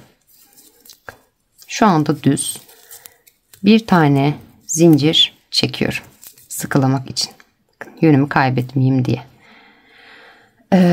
Bu şekilde bağlamamı da yaptım ve örgümü şu şekilde çeviriyorum. Zincirimin ters tarafını çeviriyorum. Yani ilmeğimi o yüzden arkaya aldım zaten. Hemen bakın ilk batmış olduğum yere tığımı batıyorum. Bir sık iğne yapıyorum. Hemen yanındaki zincirimin yine bakın arka kanadına şu dişli olan yerlerine tığımı batıp bir sık iğne yapıyorum. Yanındaki zincirimin arka kanadına batıyorum. Bir sık iğne yapıyorum. Yanındaki zincirimin yine ilk sıra biraz zorluyor ama sonrası kolay devam ediyor. Sık iğnemi yapıyorum. Yine aynı şekilde yanındakine geçiyorum. Sık iğnemi yapıyorum. Bu şekilde zincirimin arka kanatlarına batarak sık iğnelerimi yaparak burada işaretleyicimin olduğu yere kadar ilerliyorum. İşaretleyicimin olduğu yere kadar sık iğnelerimi yapmış oldum. Burası hangi kısımda? Yan kısımlarımızı yaptığımız yer, yani 316 tane ilmeğimizin olduğu yer. 316 tane sık iğne elde etmiş oldum bu noktada. Şimdi işaretleyicimin olduğu yere geldim. Buraya da tabi sık iğnemi yaptım. Burada işaretleyicimi çıkarıp yapmış olduğum sık iğneme tekrar işaretleyicimi aktarıyorum. Yerimi kaybetmemek için. Şu noktaya da tekrar başlangıç noktasına da kaybetmemek için işaretleyicimi takayım. Evet. İlk yapmış olduğum sık iğneme de işaretleyicimi taktım. Unutmadan şimdi 316 tane sık iğnemi yaptım. Kaldı geriye 110 tane sık iğne. Zincirim. Bunlara da her birine yine aynı şekilde arka kanatlarına batarak her birine birer tane sık iğne yaparak 110 tane sık iğnemi elde edip burada başladığım noktaya kadar ilerliyorum. Kalan askı için kullanacağım 110 tane sık iğnemi de tamamladım ve başladığım noktaya kadar gelmiş oldum. Şimdi burada işaretleyicimi çıkarıyorum. Başlangıç noktasındayım. İşaretleyicimin olduğu yere tığımı batıp ipimi çekip bir kaydırma yapıyorum. Ve tekrar bu noktaya işaretleyicimi takıyorum. Hemen bir tane zincirimi çektikten sonra örgümü çeviriyorum. Bakın ters tarafından devam ediyorum. Yine kenardaki yapmış olduğumuz sık iğnelerimiz gibi bir sıra kaydırma, bir sıra sık iğne şeklinde ilerleyerek devam edeceğiz. Şimdi hemen bakın zincirimi çektim. Dibindeki ilk sık iğneme Döndükten sonra bakın yine 110 tane yani askı kısmının olduğu yere denk gelmiş oldum. İlk olarak burayı öreceğim. 110 tane ilmeğimi öreceğim. Şimdi hemen dibindeki ilk sık iğneme batıyorum. İpimi çekip bir kaydırma yapıyorum. Yanındakine bir kaydırma, yanındakine bir kaydırma yapıyorum. Bu şekilde kaydırmalarımı yaparak her bir ilmeğime 110 tane kaydırmamı tamamlayıp işaretleyicimin olduğu yere kadar geliyorum. 110 tane ilmeğimin her birine kaydırmalarımı yaparak bakın işaretleyicimin olduğu yere kadar geldim. Burada işaretleyicimi çıkarıyorum. İşaretleyicimin olduğu yere de bir kaydırma yapıyorum. Buraya tekrar şöyle işaretleyicimi takıyorum. Şimdi yan kısımlarına başlıyorum. Yani 316 tane ilmeğimin olduğu yere kadar geldim. Buradan itibaren yine kaydırmalarıma devam ediyorum. Bu şekilde kaydırmalarımı yaparak ilerliyorum. Başlangıç noktama kadar geliyorum.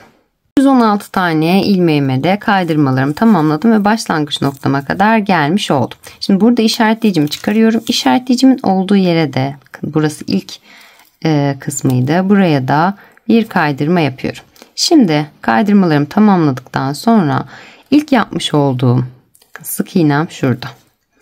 Şurası. Bunun olduğu yere bir kaydırma yapıp bir zincir çekiyorum ve örgümü çeviriyorum. Şimdi döndüm tekrar 316 tane ilmeğimin olduğu yere, yan parçama döndüm. Düz kısmını çevirmiş oldum. Kaydırmamı şuraya yaptım. Kaydırma yaptığım yer benim askımın başlangıcının olduğu yer. Şimdi şuraya batıyorum. Döndüğüm zaman işaretleyicimi çıkardığım yere ilk sık iğneme battım. Bir sık iğne yapıyorum. Buraya tekrar işaretleyicimi takıyorum. Burası benim başlangıç noktam. Hemen yanındakine geçiyorum. Bir sık iğne yapıyorum. Yanındakine geçiyorum. Bir sık iğne yapıyorum. Yanındakine bir sık iğne yapıyorum. Yanındakine geçiyorum. Bir sık iğne yapıyorum. Bu şekilde her bir sık iğneme birer tane sık iğne yaparak burada işaretleyicimin olduğu yere kadar ilerliyorum. Sık iğnelerimi yaparak 316 tane sık iğnemi elde etmiş oldum. Şimdi işaretleyicimin olduğu yerdeyim. Burası da benim son yan kısmıma gelecek. Son yani 316. ilmeğim. Buraya da bir sık iğne yapıyorum.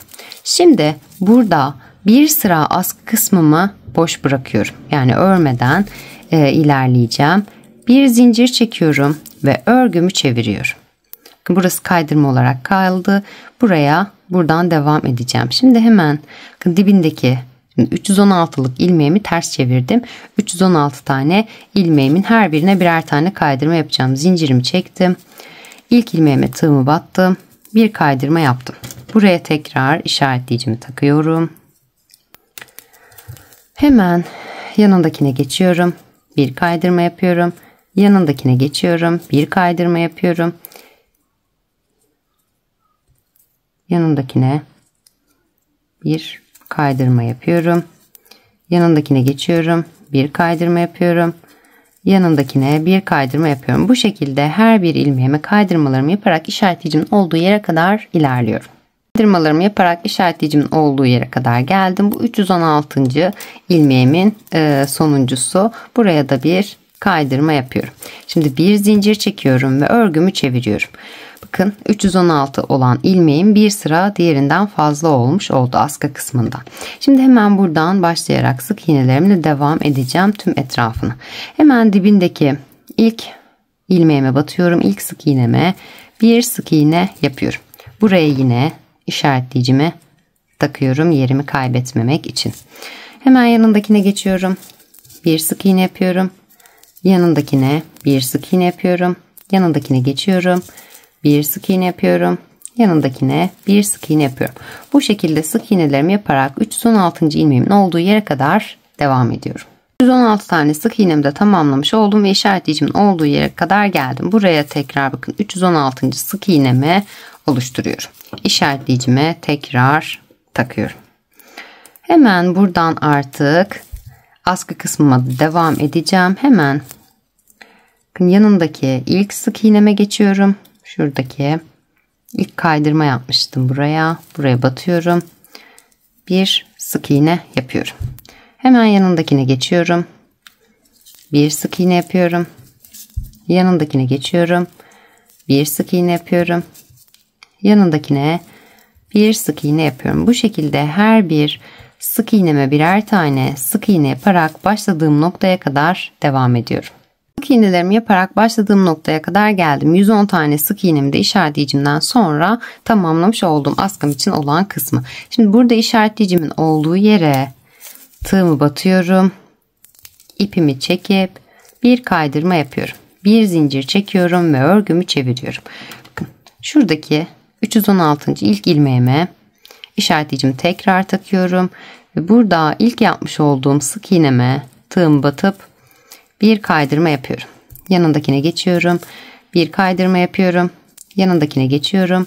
Bir kaydırma yapıyorum. Bu şekilde 110 tane askım için olan ilmeğimin her birine birer tane kaydırma yaparak işaretleyicimin olduğu yere kadar geliyorum. İşaretleyicimin olduğu yere kadar kaydırmalarımı yaparak geldim. Bu 316 ilmeğimin ilk başlangıç kısmı. Buraya yine bir kaydırma yapıyorum ve bu noktaya tekrar işaretleyicimi takıyorum. Artık bundan sonra arttırma eksiltme yapmadan yeteri uzunluğa kadar bir sıra kaydırma, bir sıra sık iğne şeklinde devam ediyorum. Hemen yanındakine geçiyorum, bir kaydırma yapıyorum. Yanındakine bir kaydırma yapıyorum. Bu şekilde yine kaydırmalarımı yaparak 316 tane ilmeğime her birine kaydırmalarımı oluşturuyorum ve başladığım noktaya kadar ilerliyorum. Kaydırmalarımı yaparak başlangıç noktama kadar geldim. Şimdi buraya da son olarak kaydırmamı yapıyorum. 316 tane ilmeğimin her birine kaydırmamı oluşturmuş oldum. Bakın şurası 3 sıra sık iğne sırası oldu. Burası 2 sıra sık iğne sırası oldu. Zaten ilmek sayısından da fark edeceksinizdir tam olarak nerede olduğunuzu. Hemen bakın ilk yapmış olduğum sık iğnemin olduğu yere tığım batıyorum. İpimi çekip kaydırmamı yapıyorum ve bir zincir çekiyorum. Bakın son şuradaki geri döndüm. Şimdi sık iğnemi yaptıktan sonra takacağım. Örgümü çevirdim. Düz kısmımdayım. Burada her birine sık iğne yapacağım artık. Dibindeki ilk ilmeğime batıyorum. Sık iğnemi yapıyorum ve işaretleyicimi takıyorum. Yanındakine geçiyorum. Bir sık iğne yapıyorum. Yanındakine geçiyorum. Bir sık iğne yapıyorum. Yanındakine bir sık iğne yapıyorum. Bu şekilde sık iğnelerimi oluşturarak işaretleyicimin olduğu yere geliyorum. Buraya da sık iğnemi yapıyorum. Dönüyorum askı kısmıma. Burada da her birine sık iğnemi yapıyorum. Başladığım noktaya geldiğim zaman kaydırmamı yapıp örgümü çeviriyorum. İç kısımdan hep kaydırma sıra sonuma kadar, yani tüm ilmeklerime başladığım noktaya gelince zincirimi çekip örgümü çeviriyorum. Her birine sık iğne. Bu şekilde devam ediyorum. Nereye kadar devam ediyorum? Hemen iplerimi toplayabilirsem hemen bakalım. Kaç sıra halinde devam ettiğimizi şuradan göstereceğim. Devamını artık buradan devam edeceğiz hep birlikte. Kaç sıra olana kadar devam etmişim. Ay çok karıştı buralar. Şöyle. Hemen şuradan göstereyim. Bakın burası yan parçamın olduğu yer. Burası buradan fazla zaten. En son kaydırma sırası yapmışım. Daha sonra da sık iğne sırası yapmışım. Şimdi şuradan bakalım. Askı kısmımızda 1, 2, 3, 4, 5 ve 6 sıra sık iğne sırası tamamladım. Yan parçamda da 1, 2, 3, 4, 5, 6, 7 ve 8 sıra sık iğne sırası tamamladım. 8. sırayı şöyle tamamlamış oldum. Başladığım noktaya gelmiştim. Şurası benim başlangıç noktam. Kaydırmalarımı yaparak tersten devam ettim. Her birine kaydırmamı yaptım. Daha sonra kaydırmamı yapıp başladığım noktaya geldim. Yani 1, 2, 3, 4, 5, 6 sıra sık iğnemi yaptıktan sonra askı kısmımda kaydırma sırama geldiğim zaman örgümü çevirdim. Daha sonra bir sıra sık iğnemi tamamladım. Buradan başlayarak, bakın başlangıç noktamdan başlayarak şurada yan parçamı da söyleyeyim. 1, 2, 3, 4, 5, 6 ve 7 tane sık iğne sırası yaptıktan sonra bir sıra kaydırma sırası yaptım. Bir zincir çektim. Daha sonra kaydırma sıramdan sonra 8. sıramdayken buradan başladığım sık iğnelerimi yaparak 316 tane sık iğnemi oluşturarak burada askımın başlangıç kısmına kadar ilerlemiş oldum. Şöyle. düz kısmı burası. Askımın başlangıç kısmına kadar ilerlemiş oldum. Buradan artık bir sırada kaydırmayla diğer tarafa döneceğim. Yani nasıl anlatayım daha detaylı olması için, daha anlaşılır olabilmesi için. Şimdi neredeyiz? Şuradan şu parçamı aldım. Başlangıç noktam burası. Sık iğnelerimi tamamladım. Tekrar başlangıç noktama geldim. Kaydırmamı yaptım. Döndüm, kaydırmalarımı yaptım. Döndüm, sık iğnemi tamamladım. Kaydırmalarımı yaptım. Bunu bu şekilde ilerleterek 1, 2, 3, 4, 5, 6 ve 7 sıra yan parçamda 7 sık iğne sırası elde edene kadar devam ettim. Ve askı kısmımda 2, 4, 6 sıra olana kadar devam ettirdim. Daha sonra 6 sıra bu tarafta, 7 sıra bu tarafta sık iğne sıramı tamamladıktan sonra bir sıra tüm etrafına kaydırmamı yaptım. Başlangıç noktama geldim. Bir tane zincir çekip örgümün düz kısmını çevirdim. Şimdi burada yan parçamın 8. sıra sık iğne sırasına başladım. Her birine sık iğnelerimi yaparak 316 tane sık iğnemi elde ettim. Ve burada bakın askımın başladığı noktaya kadar sık iğnelerimle geldim. Askımın başladığı yerde 2, 4, 6 tane sık iğnem ve son sıra kaydırma sıram kalmış oldu. Şimdi bu noktadayken şu iplerimi düzelteyim, hemen işleme başlayalım. Askımın olduğu yere kadar gelmiş oldum. Sık iğne sıramı tamamlayıp yan parçamda 2, 4, 6, 8 tane sık iğne sırası elde etmiş oldum. Askı kısmında da dediğim gibi 2, 4, 6 tane sık iğne sırası elde etmiş oldum. Şimdi bu noktada yan askı kısmıma geçiş yapmadan bir tane zincirimi çekip şuraya da bakın işaretleyicimin olduğu yere de tığımı batıyorum. Ve bir sık iğne de buraya yapıyorum. 316. sık iğnemi yapmış oldum. Bir zincir çekiyorum ve örgümü çeviriyorum. Dibindeki ilk sık iğneme bakın tersten. Burada kaydırmamı böylece bırakıyorum. Tersten devam ederek ilkine bir kaydırma yapıyorum ve buraya işaretleyicimi takıyorum. Hemen yanındakine geçiyorum.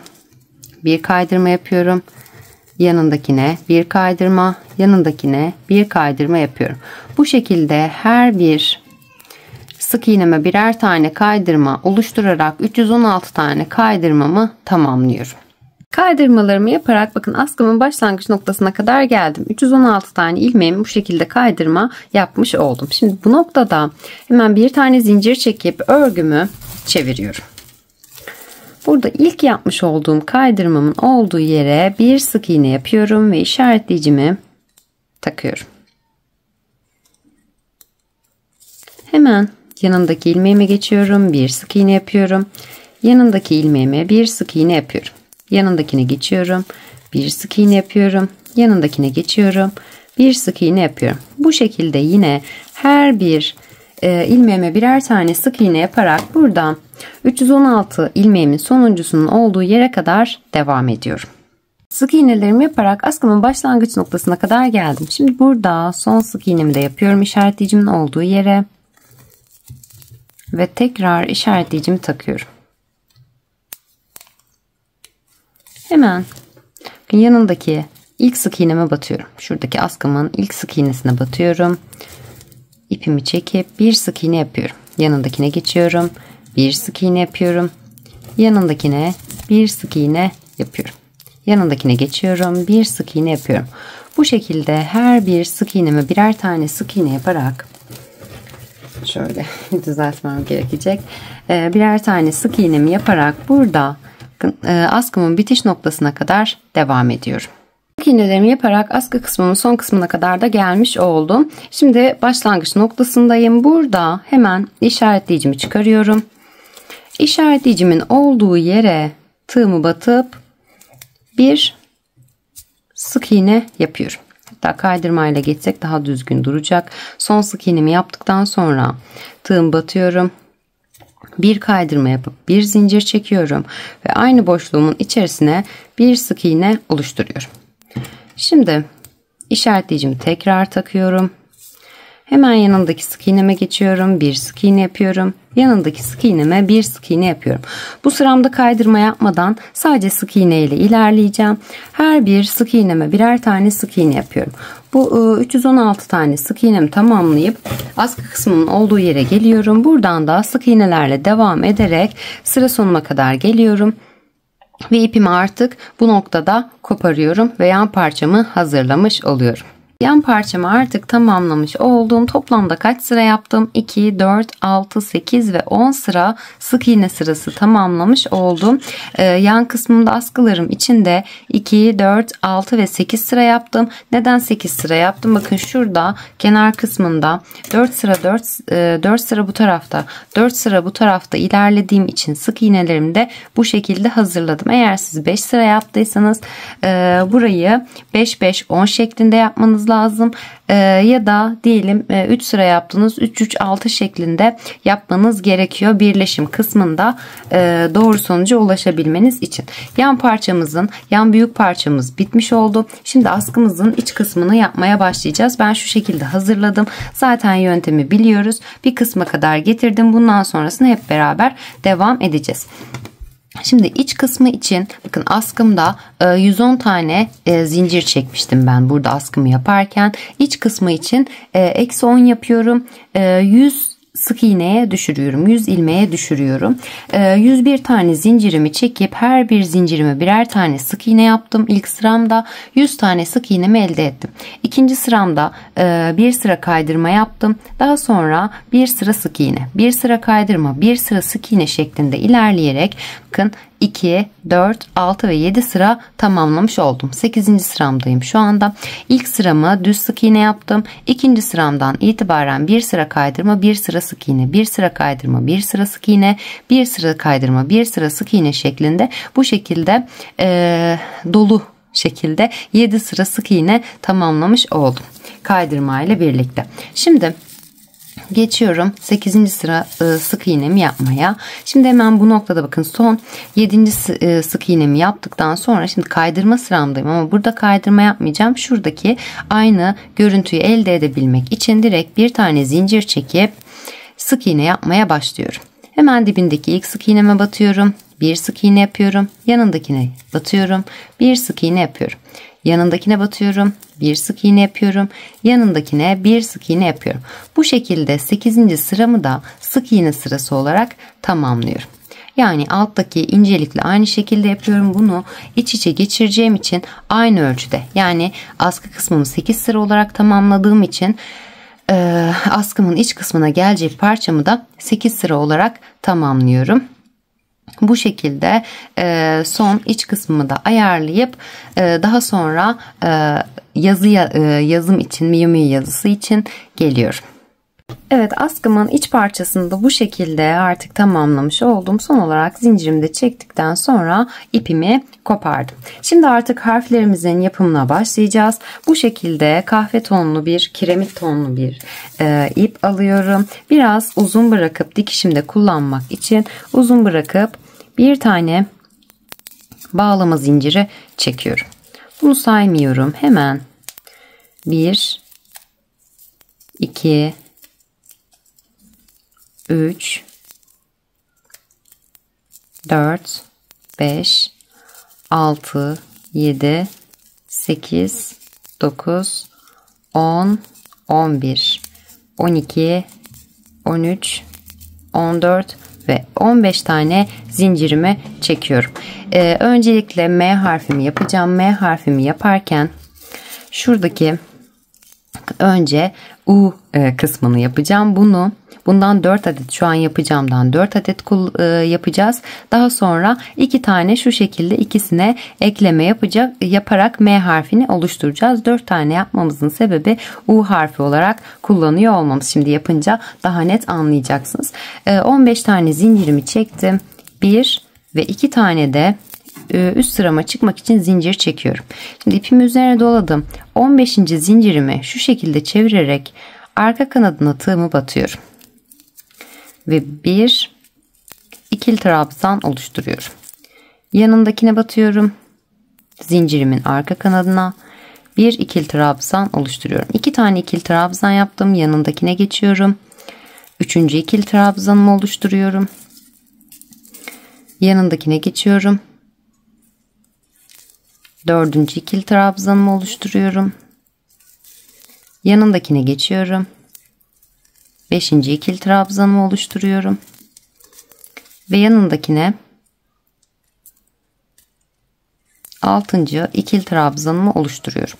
Burada başta çekmiş olduğum 2 zincirimi trabzan olarak saymıyorum. 6 tane ikili trabzan oluşturdum. Şimdi hemen 6 tane trabzanımı oluşturduktan hemen sonra yanındaki bakın 7. zincirime tığımı batıyorum. Bir ikili trabzan yapıyorum. Aynı yere tekrar batıyorum. Ve bir ikili trabzan daha yapıyorum. Çiftimi oluşturmuş oldum bu noktaya. 7. zincirimin arka kanadına, yani hemen yanındakine geçiyorum. Buraya da bu zincirimin arka kanadına da 3 tane ikili trabzan oluşturuyorum. 1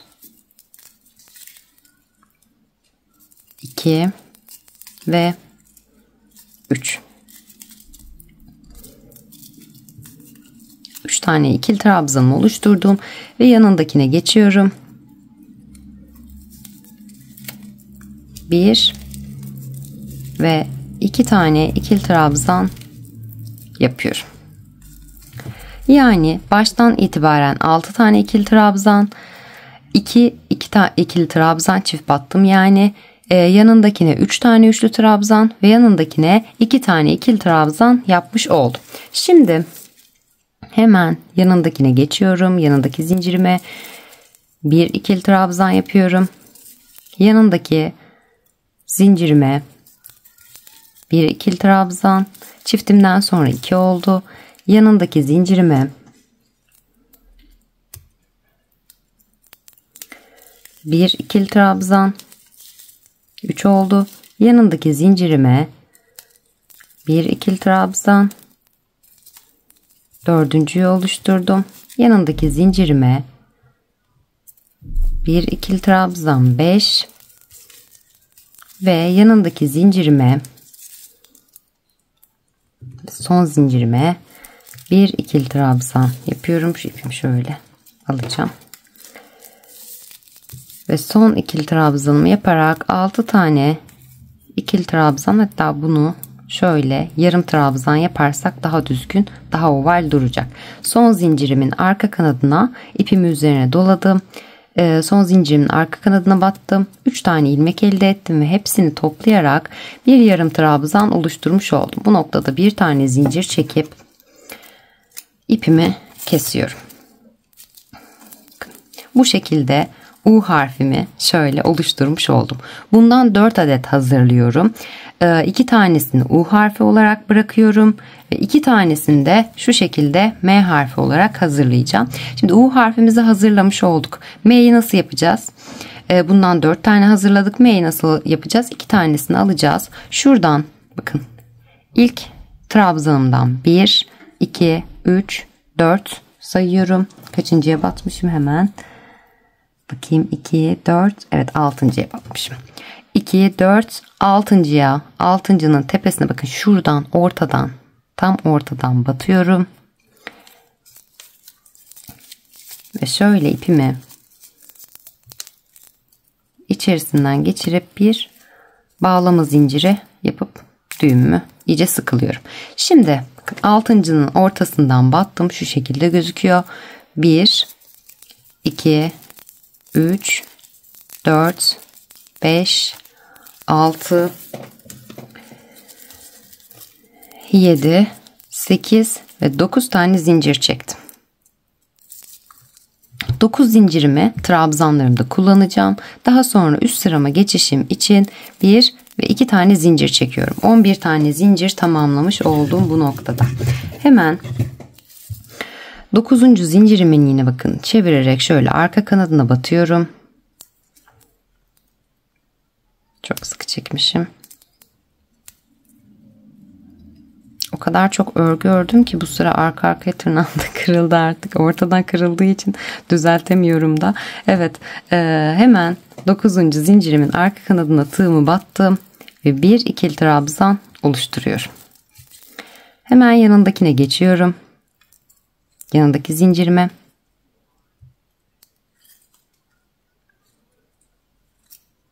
Çok sıkı çekmişim bunları. Bir ikili trabzan yapıyorum. Kaç tane ikili trabzan oluşturuyorum? Hemen 2, 4, 6 tane ikili trabzan oluşturuyorum. Her bir zincirimin arka kanadına. 6 tane ikili trabzanımı oluşturdum. Bakın sonda 3 tane zincirim kaldı. Şimdi hemen yanındaki zincirime tığımı batıyorum. İpimi çekip bir ikili trabzan oluşturuyorum. Aynı yere tekrar batıyorum ve bir ikili trabzan daha oluşturuyorum. 2 tane ikili trabzan yaptım. Ortadaki zincirime geliyorum. Buraya da 3 tane ikili trabzan yapıyorum. 1, 2 ve 3. 3 tane ikili trabzanımı da buraya oluşturdum. Hemen yanındakine geçiyorum. Bakın son zincirimin olduğu yere geçebilirsem. Evet. Buraya da 1 ve 2 tane ikili trabzan yapıyorum. 6 ikili trabzan yaptım. 2, 3 ve 2 şeklinde tamamlamış oldum. Şimdi bu noktada hemen bakın bir tane trabzan atlıyorum. Bağladığım yer şurası. Bir trabzan atlıyorum. Şuradan başladık. Bir trabzan atlıyorum. İkinci trabzanıma şu şekilde ortadan batarak yine ipimi çekip kaydırmamı yapıyorum. Ve 1 2 zincir çekip ipimi kesiyorum. Bu şekilde M harfimi de tamamlamış oldum. Ne dedim? 4 tane U harfinden hazırlıyorum. Hazırladığım U harfinin 2 tanesini de M harfine bu şekilde çeviriyorum. Şimdi I harfimi de göstermek istiyorum. Şu şekilde bakın. Hemen buna da başlayalım. Bunu da yine biraz ipi uzun bırakıyorum. Dikişimde kullanmak için. Öncelikle bir tane bağlama zinciri çekiyorum. Hemen bir sayayım. 2, 4, 6, 8 ve 9 tane yapmışım. 9 tane zincir çekiyorum. Öncelikle 1, 2, 3, 4, 5, 6, 7, 8 ve 9. Bunları trabzanlarımda kullanacağım. 9 zincirimi çektim. 1 ve 2 zincir daha çekerek 11 zincire tamamlıyorum. Şimdi hemen 9. zincirimin yine arka kanadına tığımı batıyorum. İpimi çekip bir ikili trabzan yapıyorum. Yanındakine geçiyorum. Bir ikili trabzan yapıyorum. Yanındakine geçiyorum. Bir ikili trabzan yapıyorum. Bu şekilde baştan itibaren 8 tane ikili trabzan elde ederek son zincirimin olduğu yere kadar geliyorum. Yani ikili trabzanımı elde ettim. Son zincirimin olduğu yerdeyim. Bu noktaya da son zincirimin olduğu yere de ipimi üzerine doladım ve battım. Şöyle ipimi geriye doğru atıyorum. 3 tane ilmeğim oluştu tığımda. Hepsini birlikte toplayarak bir yarım trabzan elde ediyorum. 1 ve 2 zincir çekerek iyice sıkılamak için ipimi kesiyorum. Bu harfim de hazırlanmış oluyor. Tüm harflerimi de hazırladım. Şimdi bütün parçalarımın ütüsünü yapıyorum ve birleştirme ütüsünü yapıyorum. Daha sonrasından şu şekilde yazımı şöyle I harfimi ortalayayım. Şu şekilde diğer U harfim yanımda değil şu anda. Ben bu harflerimi bu şekilde dikişimi gerçekleştirdikten sonra birleştirmem için geliyorum. Birleştirme yaptıktan sonra da yapabilirsiniz ama çantayı birleştirmeden dikiş işlemi daha kolay oluyor. Bu şekilde harflerinizi de dikişle birleştirdikten sonra birleştirme aşaması için gelelim. Evet, parçalarımın ütüsünü tamamladım. Ön ve arka kısmına bakın bu şekilde birleştirmesini yaptım. Yazılarımı da sabitledikten sonra artık diğer tarafımı yanlarla birleştirmeye geçeceğim. Bunu tığ yardımıyla yapıyorum. 3 milim tığ kullanıyorum. Birleştirme yaparken daha rahat, bu sık iğneleri daha rahat girip birleştirme yapmak için bu şekilde daha küçük bir tığa geçişimi yaptım. Şimdi ipimizi ve tığımızı alıyoruz ve başlangıcımızdan başlayarak birleştirme işlemimize başlıyoruz. Evet, artık birleştirme işlemine başlayacağım. Bu tarafla birebir aynı olduğu için ikisini ayrı ayrı göstermek istemedim. Önce ben ön kısmın birleştirmesini yaptım. Şimdi diğer tarafın birleştirmesine başlayacağım. Birleştirmemi yaparken yalnız dikkat etmem gereken nokta şu: ön parçamın bana doğru bakıyor olması lazım. Yani yukarıda olması lazım ki sık iğnelerimiz düzgün bir şekilde denk gelsin. Yani şu şekilde ön kısımda sık iğneler gözüksün diye bu parçamızın ön kısmı şu şekilde bize doğru bakıyor olması lazım. Üstte olması gerekiyor. Şimdi öncelikle ipimi alıyorum. Ay, yanlış ipi aldım. Her yerim ip şu anda. Parçalar falan ben en son temizliyorum hepsini. Şimdi hemen bakın, şurada bir işaretleyici takmıştım. 3 tane sık iğne yapmıştım. Bu 3 sık iğnenin ilkine işaretleyicimi takmıştım. Bu ilkinden işaretleyicimi çıkarıp buraya tığımı batıyorum. Daha sonra bakın, geliyorum yan parçama. Yan parçamın da 360 kaçtı? 316 316 idi sanırım. 316 tane ilmeğimin ilk başlangıç olan kısmına işaretleyicimi takmıştım yaparken. Oraya da tığımı şu şekilde batıyorum. Hemen ipimi çekip ikisinden birlikte çekip bir tane zincir çekiyorum. Daha sonra aynı noktaya tekrar batıyorum. Karşılıklı olarak hemen ipimi çekip yine sık iğnemi yapıyorum. Şöyle biraz düzeltmem gerekecek. Evet. Hemen şimdi yanındaki sık iğneme geçiyorum. Ve karşısındaki sık iğneme batıyorum. İpimi çekiyorum. Ve bir sık iğne yapıyorum. Yanındaki sık iğneme geçiyorum. Karşısındaki sık iğneme geçiyorum. İpimi çekip bir sık iğne yapıyorum. Yanındaki sık iğneme geçiyorum. Karşısındaki sık iğneme geçiyorum. İpimi çekip sık iğnemi yapıyorum. Yanındakine battım. Karşısındakine battım. İpimi çekiyorum ve sık iğnemi yapıyorum. Yanındakine battım. Karşısındakine battım. İpimi çekip sık iğnemi yapıyorum. Yanındakine batıyorum. Karşısındakine batıyorum. İpimi çekip sık iğnemi yapıyorum.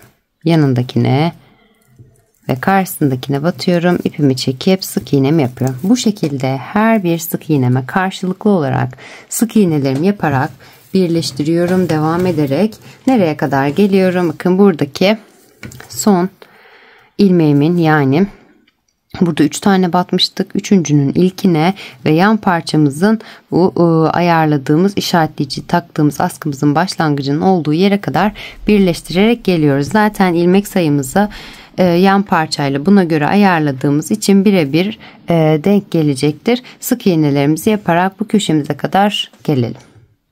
Evet, sık iğnelerimi yaparak bakın köşeye kadar gelmiş oldum. Şimdi bu noktada ilk sık iğneme bir tane battım. İşaretleyici taktığım yerlere karşılıklı olarak sık iğnemi yaptım. Şimdi yanındakine de batıyorum. Ve hemen yanındaki sık iğneme batıyorum. İpimi çekip buraya da bir sık iğne oluşturuyorum. Şimdi siz ilk defa yapıyorsanız şu şekilde işaretleyicilerle birleştirerek, şöyle yedirerek iç kısmına zaten hemen hemen aynı ölçüde gelecektir. Kaç tane? 10 tane 10 ilmek eksik yapmıştık. İç kısmına denk geldiği için ölçüler birebir denk geliyor olacak. Burayı tamamladıktan hemen sonra, şuralar boşta kalıyor, daha sonra dikiş yapacağız buraya. Hemen sonra şuradaki parçamı, iç parçamı alıyorum. Daha sonra buraya ilk ilmeğine, ilk sık iğnesine batıyorum ve hemen yanındaki sık iğneme batıyorum. Karşısındakine yani. İpimi çekip bir sık iğne yapıyorum. Şimdi bu taraftaki aynı yere tekrar batıyorum Ve hemen karşısındakinin yanındaki, daha önce batmıştım, onun yanındakine batıyorum. Bir sık iğne yapıyorum. Hemen yanındakine geçiyorum. Bir sık iğne yapıyorum. Yanındakine ve karşısındakine bakın karşılıklı olarak birleştirerek yine sık iğnelerimle devam ediyorum. Hemen yanındakine ve karşısındakine batıyorum. Sık iğnemi yapıyorum. Yanındakine ve karşısındakine batıp sık iğnemi yapıyorum. Bu şekilde karşılıklı olarak sık iğnelerimi yaparak köşe kısmıma kadar ilerliyorum. Evet, birleştirmelerimi yaparak bakın köşe kısmına kadar geldim. Şimdi bu noktada son boşluğuma da son ilmeklerime de birer tane sık iğnemi yapıyorum. Hemen bakın son sık iğneme tekrar batıyorum. Ve diğerine bakın karşısındakinin yanındaki sık iğneme de batıp bir sık iğne yapıyorum. Şimdi bu noktada hemen şuradaki bakın birinciye batarak sık iğne yapmıştık. İkinciye de batıyorum sık iğnemin ve burada boşta bir tane kalan sık iğneme de batıp bir sık iğne yapıyorum. Baştaki sık iğneme tığımı batıp ipimi çekip kaydırmamı yapıyorum ve bir zincir çekip ipimi biraz uzun tutarak kesiyorum. Dikişimde kullanacağım buradaki ipimi. Şimdi bu noktada önemli bir bilgi vermek istiyorum. Kenar kısımlarını birleştirme yaptığınız zaman şu kısımları çok sıkı olarak dolama tekniğiyle hani bir sıra kaydırma bir sıra sık iğne şeklinde ördüğümüz için çok kalıp gibi duruyor. O yüzden birleştirmeden sonra bu şekilde bir toparlanmalar oluyor. Ben son bakın şu kısmı, şuradaki son 2 tane sık iğnemi birleştirmeden önce iç kısmından ütüleyerek, bastıra ütüleyerek düzelttim. En önemli kısım bu çantamızda bu kenar kısımları buhar vererek ütülemek. Eğer Milano rafya kullanacaksanız kesinlikle ütüyle birebir temas etmiyor. Çünkü yapışabiliyor. Ben buharlı ütü kullanıyorum çantalarımda. Hem daha kolay, kullanımı daha kolay oluyor. Hem de bu tarz iplerde daha kullanışlı oluyor. Temas etse bile kesinlikle yanma, yapışma vesaire olmuyor. Burayı birleştirdikten sonra şu kısmın dikişini yapmadan önce iç kısımdan şöyle ütümüzü yaparsak eğer daha düzenli olacaktır. Dikişi yaptıktan sonra iç kısma ütüyü sokmak biraz daha zor olduğu için bu aşamada ütülerseniz işiniz çok daha kolay olacak. Bunun bilgisini vermek istedim. Şimdi ipimi bu noktada ütü yaptığım için biraz koştur oldu sesim. İğnemi geçiriyorum uzun bırakmış olduğum ipimi. Şimdi burada şuradaki aradaki ipimi de keseyim. Arada yürütmüştüm zaten. Hemen bunu bir keseyim. Şimdi birleştirme aşamasına geçişimi yapacağım. Burada iğnemi taktıktan sonra şuradaki parçamı şöyle içe yedireceğim. Bunu da karşısına alacağım şu şekilde. Hemen buradan şöyle şuradaki ilmeğime geçmiştim. Buradan hemen yanındakine geçiyorum ve karşısındakine geçiyorum. İlmeğimi buradan aldıktan sonra hemen tekrar aynı yerlere karşılıklı olarak batıyorum. Ve sıkılayarak dikişimi yapıyorum. Karşısındaki ilmeğime batıyorum. Ve onun karşısına denk gelen boşluğuma batıyorum. Ve dikişimi yapıyorum. 2'şer kere batabilirsiniz, birer kere batabilirsiniz. Tamamen size kalmış görüntüyle alakalı. Ben 2 tane battım. Hemen yanındakine batıyorum. Karşısındakine batıyorum. Yanındakine batıyorum. Şuradaki boşluğuma batıyorum. Birleştirmemi yapmış oldum. Şimdi şuradaki sık iğneme de batıyorum ve şu ortadaki boşluğuma batıyorum. Şimdi bu noktada hemen şu parçamı da alıyorum. Ve şuradan bakın 3 tane sık iğne yapmış olduğum sık iğnemin ikincisine batıyorum ve karşılıklı olarak dikişimi yapıyorum. Hemen yanındakine batıyorum. aynı boşluğuma tekrar batıyorum. Şimdi hemen yanındaki sık iğneme geçiyorum. Karşısındakine geçiyorum. Dikişimi yapıyorum. Yanındakine geçiyorum. Karşısındakine geçiyorum. Dikişimi yapıyorum. Yanındakine ve karşısındakine. Dikişimi tamamlıyorum. Yanındakine ve karşısındakine dikişimi yapıyorum. Son olarak düğümü de yapıp artık ipimi arada gizleyip koparıyorum. Bakın askı kısmında şu şekilde hazırlanmış oldu. Aynı işlemi diğer tarafta da uyguluyorum. Burada da ben pay bırakmıştım. Dikişimde kullanabilmek için çantamın yapımı bu şekilde. Son olarak dediğim gibi iç kısımdan ütüleyip burayı da birleştirdikten sonra son olarak şu çantanın ağız kısmını da bitirdikten, ütüledikten sonra çantamın artık çantamı tamamlamış oluyorum. Çantamın yapımı bu şekilde. Umarım videomdan memnun kalmışsınızdır. Kanalıma abone olmayı, Instagram'dan beni takip etmeyi ve yaptığınız çantaları bana Instagram üzerinden göndermeyi unutmayın. Hepinize kolaylıklar diliyorum.